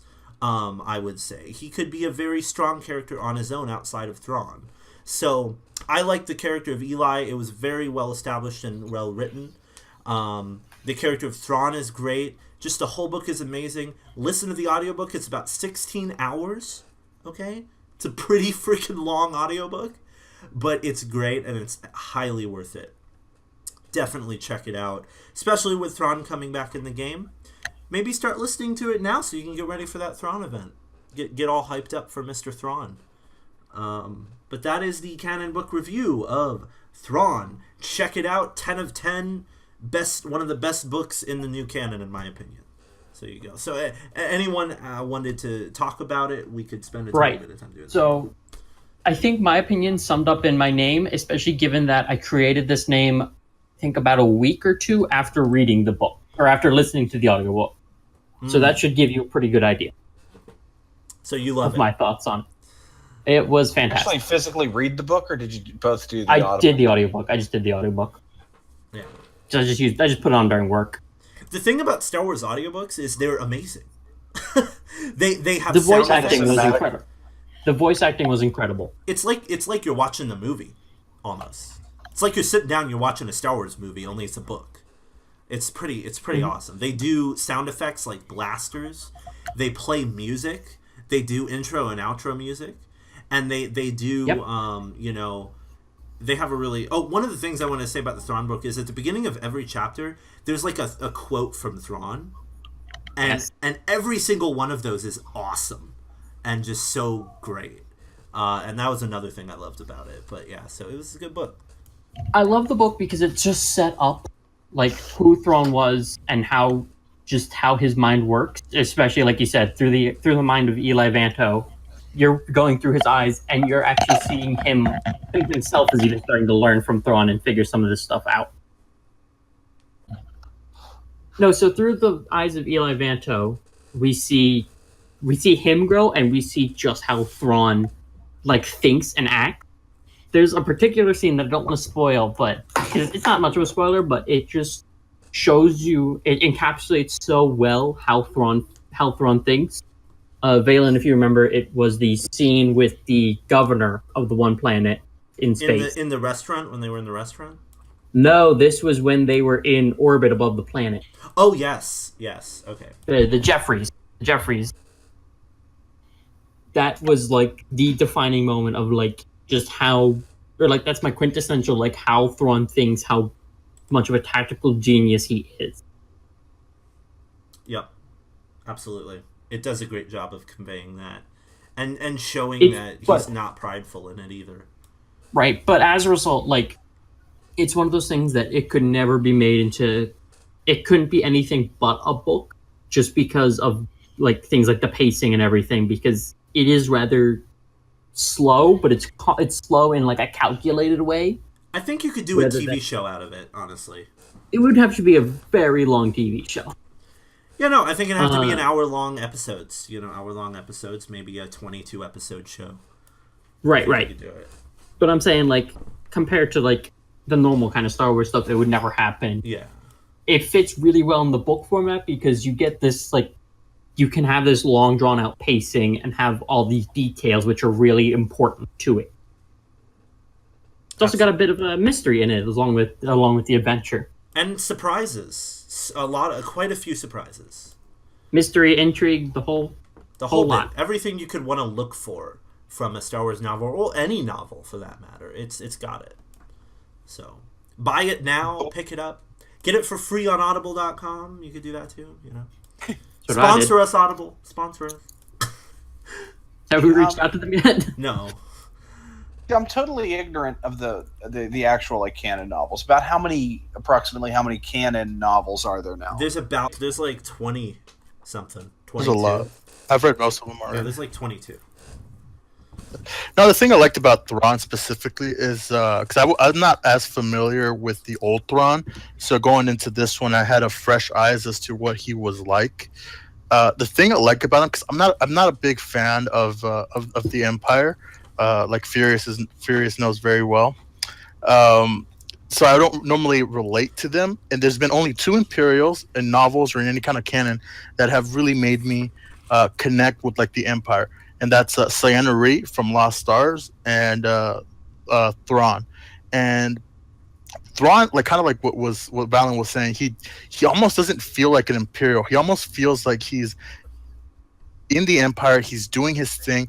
But there's throughout the novel, he drops hints as to, yes, I am with the Empire. I'm working alongside the Empire, but I still very much have my own agenda. Like he's like legitimately trying hard to make the Empire and what he does the best that it can be. But at the same time, he's constantly always bringing up this thing as like, there's still my own agenda that I'm working towards. There's this conversation that Eli and Thrawn have, and this isn't much of a spoiler because it's just kind of a line that he says. Basically, Eli asks him like, "Why must you become Grand Admiral?" And he says, like, because there are things that need to be done that only I can do.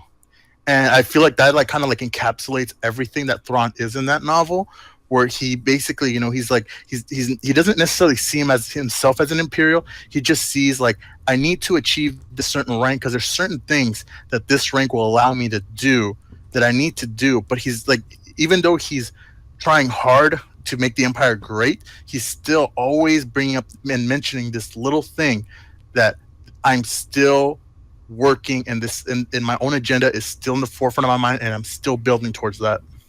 And look, I want to just do a spoiler. Okay, really quickly here. He's thinking about the future.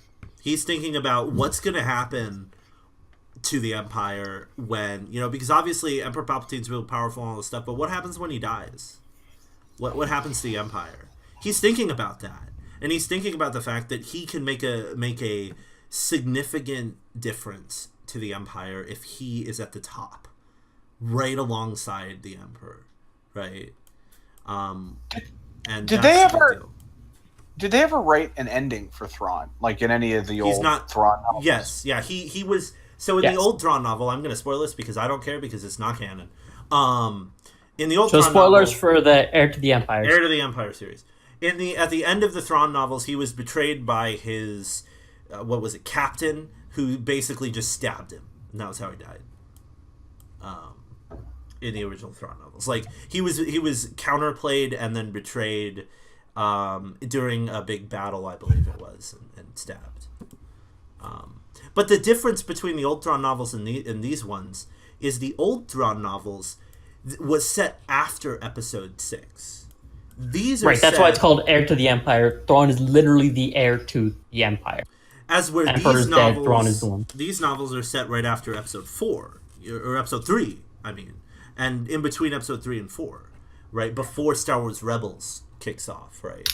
So it's a completely different story, a completely different tone. Thrawn's got his own thing going for him, and so it's going to be interesting to see where Thrawn goes, because we still have no idea where Thrawn goes. I'm just going to be blatant about you. None of us know what they're going to do with Thrawn. Okay? So, Next book they're going to publish. Did they announce? Luke. Did they have a release? Yeah, Luke. The Legends of Luke Skywalker. Okay. yeah. Cool. Kind of like the Leia book. All right, so last order of business we have is some loose predictions that we have for the game, the direction of the game, where things are going. And I don't know who wants to take the floor. Who's got a passionate prediction? I have one. Make? All right, Toronto. When we mentioned what we were farming, there may have been one that that I mentioned I was farming that might have struck people a little odd, and that was I mentioned I was farming Sidious from the arena store. Well, because currently Sidious is not required for anything at all, and there's no reason to farm Sith, right? Are you doing it because he's a separatist? No, I don't. Is Sidious a separatist? I actually have no idea. But no, it is purely because I am predicting that there will be a Sith event coming up relatively soon, is my guess. Yeah, I did the same thing. I unlocked Sidious and I put a few extra coins into him just for the same reason. I'm trying to get up a 5-7-star Sith team because I'm predicting that there will be a Sith event coming soon. Because what do you think it'll be? You talking Revan, bro? Are you going to say the R word? I'm hoping Revan. Okay. Why not Sith Inquisitor, man? Sith Inquisitor. I'll take that too. I'll take it, but it's the lesser of the two. My thing is Sith Inquisitor is both Empire and Sith, which would be better for the game, in my opinion, right now. Not for my game. I mean, I'll take both. Why not both? No, so Inquisitor could be a marquee character, and the other guy can be a legendary. Right. So because as a result, or Villain's Journey, he starts out as a Jedi. Yeah. So as a result, I'm kind of expecting there to be some big Sith event coming up. So I figured I would start farming now, make sure I have 7-star guys up ready for it, because I'm expecting just spring something on us because we haven't had a lot of dark side recently. You got the dark side TB coming up. I'm kind of expecting Sith to be, given a little love for a bit. Well, if they ever do get love, it'll last a week and then it'll be overshadowed. You'd be happy if your love lasted a week. Oh, I mean, Rebel scum. Rebel scum, feeling it. So, what about you, Brenda? What are your predictions? I don't really have any. I mean, I'm really grooving on the game where it's at now, and I like that they're doing more things, but I'm still a little miffed about the way we have to farm Talzin. Excited about Rey. I thought that was. I didn't think they'd do a full-on hero's journey. That's crazy cool to me. In general, I kind of wish that they'd do a new raid. I mean, for me, I have more fun in raids, and I think people would get a little more energized. And a lot of the stuff that we do on a guild level will make more sense if we had another raid. open more things up and kind of make the game a little more fun and less of a week-long commitment to a territory. And the reward is Return of the Jedi Luke, right? Somebody a hero's journey, probably. I mean, yeah, power creep. It's real. That's my prediction. So I want to just say, I think that the fact that First Order TIE Pilot is the login reward says to me it's more than just about Rey. I think that this First Order TIE Pilot means that we're gonna get something First Order soon, related. We're gonna get something. I don't know what, but I think we're gonna get some more First Order characters. And I every time they do a login character, it means something, and I just think that the First Order character there, it means we're gonna get something to do with First Order, in this month specifically, and I honestly, I gotta be honest, I feel like there's a strong possibility we could get either a Dark Side PB or Guild v Guild this month, or a big announcement to when it's coming. One of those two. So that's what I think. With the announcement of Glowstick Rey and her not being the familiar old foe, I think that being still a mystery, and with there nothing on the events calendar for the week that we have the 2-year game anniversary, I'm hoping that lines up at the end of this month, because it would make more sense if you got Rey next month. So I'm hoping that that's a thing, and it's got to be Dark Side. It's just got to be. It's a familiar foe, please. And I'm hoping that's big enough to combat the Rey stuff or whatever. I don't know. Revan. That's money's on Revan for that one. That's my whole world right now. I'm like, please just give me Revan and we'll call it cool. It's been a dark time lately, you know. I'm thinking Side, you got no love. You got no love in a long time. So if they just, I think familiar foe is Revan, we feel better.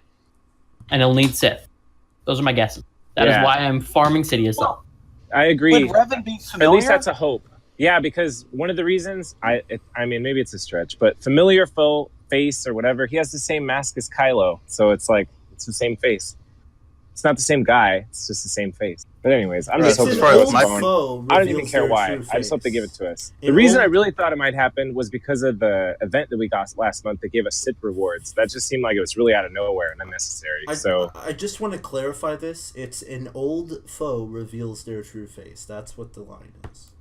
Just want to clarify that. Yeah, there you go. Yeah, I was like, I knew it sounded like it worked for Revan. I just couldn't remember the quote. Because if you think about it, Kylo's mask would be his face, but not his true face. And if Revan, that'd be cool. So as far as my predictions go, I have 3. I feel that we're gonna get Kylo Ren, the new one without the helmet, and that's kind of highlighted because of the TIE Fighter pilot. Like, I feel that that's a really big hint that we're going to get him. And the fact that we're getting his TIE Fighter as well, I feel it hints that we're also going to get Kylo Ren's TIE Fighter. That makes sense. And I do feel that we are going to get Guild v Guild this month, unless they push it back for whatever reason they're having issues with it, because they have revealed that they are in beta testing. And like I said, I think it was like last week, I feel that everybody's complaints about territory battles being dull and repetitive. The good way of bringing back getting everybody excited would be like a Guild v Guild, because that would be a PvP kind of an event that would require a little more coordination than territory battles is right now. So I feel that's a really good way of injecting life into the game. Yep. I think that Kylo will be a movie-related character, though, right? You don't think he's going to be the old foe? I don't know. I think he's going to be the old foe, because they mentioned that we were going to get. They say they were going to get one person from the movie though this month. No, that's what I think it is. So you think it'll be Kylo. him? Okay. See, when I saw the Rey announcement, that made me think the opposite. I don't know. Because Rey's next month, and they said that we were going to get a familiar face before the movie comes out, and I think Rey's event is going to happen the week of release of the Last Jedi. That makes sense. Very good. I'm with you on that. Yeah, I think all of these, except for Revan, my personal opinion, I don't think that's happening. But I think that all these other possibilities are strong possibilities. I also think we're going to get more first order. Like Kylo's the only one, and Kylo Ship's the only ones I can say for. Like I can predict for certain, but we also have that rumor that we're going to get 5 characters each month. So I feel that we're going to get probably like either the Praetorian Guards or the Knights of Ren or a Hux and his capital ship. I feel we're going to get a good amount of first order this month. Quick question. I want to ask a question real quick too. Okay. Go ahead, Valen. I was just gonna. Do we think that this familiar face is going to be a legendary event or a marquee, or what do we think it's going to be? Marquee. Marquee. Yeah. Okay. What do you? Legendary is a little bit tough to pull off at the frequency that they're doing, I would think. So you don't think it's a legendary? Okay. What about you? Yeah, it would be like a legendary month. Okay. Well, I will say this: like, as much as people like to make fun and criticize CG for their canes, they actually do a pretty good job if you really look at the months, like when they are released. Like between BB-8 and Thrawn, like new releases as far as legendary characters went, that's 3 months. So we're gonna probably wait another 3 months until another legendary character comes out from when BB-8 came out. Sure, we're probably gonna get him back in December for the Rey event. But I feel that from here on out, like any new characters are probably going to be some kind of marquee, or that's why they introduced these new event type things like the Night Sisters and Wicket, because they're trying to see if this event style works. So I feel that that's one of the other things they're going to do. I feel like they're trying to come out with like a pseudo legendary, if you will. You don't think they would do a legendary event for the anniversary? Not a new one, no. Okay. All right. I just think that'd be basically like the trend would be that we're going to have multiple legendary events every month. Probably going to get 2 or 3. We will. We already do. Yeah. No, but I mean like new ones coming out. Like it's like every month you get a new one. No. So, like imagine like being a new player and logging into the game and seeing like 3 legendary events going on that you. Yeah, but the thing is, we're short 1 dark side legendary, so that's why I think there'll be at least 1 more. So you think that if we get Sith Inquisitor or if we get Kylo, it's just going to be marquee? They're not going to do anything special for it? They're going to be marquee. Because wait, hold on. No, they're not. We have 2 legendaries of each. We have no, we have BB-8. Emperor You're forgetting BB-8. Yeah, we have Emperor Palpatine and Thrawn. And we have Yoda and BB-8. And well, R2. R2. Yeah, you're right. And you have R2. Dude, yeah, there's way more light side ones. And that's not even counting the Hero's Journey stuff. Hey, but you know, it was for a while. The Force is still in balance. Chimera, hold on. We got the Chimera. There you go. Even. Am I forgetting one? The Force is imbalanced. We must rebalance it. You got to think Luke and this new Rey. I mean, they're both Hero's Journey. That's even above legendary. Yeah, it is. So that's more what I was saying, because I count those as legendaries. Yeah. So that's why I say 3. You got BB-8 and those 2. So that's why in my mind, those are when mythical. they said familiar foe, or maybe it'll be after that, but I don't know. Well, it just seems like with Rogue One, they didn't release all the characters right when the movie came out or before the movie. They came out after. So it only makes sense if they did the same thing. Came out before. A few came out before, a few came out during, and then a few came out after. So it was like a 3-month thing. Which ones came out before? Let's think about it. It was the nonsense Stormtrooper ones. and Scarif from Pathfinder. And then Short Trooper, I think, right? Or somebody else. Just those 2, though, is what I'm saying. None of the main characters, though. Right, but right now they're gearing up towards Dark Side TV, so they got to pump out stuff. Don't get me wrong, I hear you on that, but that's what just makes me think Kylo, if he's going to come out unmasked and stuff, and with his new fighter, which I totally think he will, they're going to give people a chance to see him in the movie and be like hype about it, and then they'll put it out, and then I think that'll be better. The reason I don't think so is because they kind of want to make they want to make December all about Rey and her journey. I feel like if you're right and it's a marquee event, it's probably just going to be Callus, which is really sad. Nihilus was a marquee event. When was the last time they had a standalone though like that? You know, usually Fulcrum Ahsoka Tano. Yeah, exactly. Fulcrum Ahsoka Tano. So I don't know. It's pretty uncommon. That's why I think we're going to get more. That's why I think we're going to get more. We're going to get like a General Hux and a couple other things, just because. But the post only mentions 1 guy, so I feel like it's got to be different from that. Well, we'll definitely see. They post. Well, he's going to be the front and center one. It's kind of like Nihilus. When they announced Nihilus, they're like, "Oh yeah, like someone's hungry in the universe or something like that." And then we also got the Sith Assassin and Sith Trooper. I'll close it down here. All right, guys. I just want to thank everybody for listening here. It was a lot of fun going through all this information with everybody. Big thing here for us is just like, share, and subscribe. Feel free to email us, send us questions on Discord, and we'll get them on the show. And feel free to hit us up, and we will incorporate your questions to the show. But thank you very much for your time.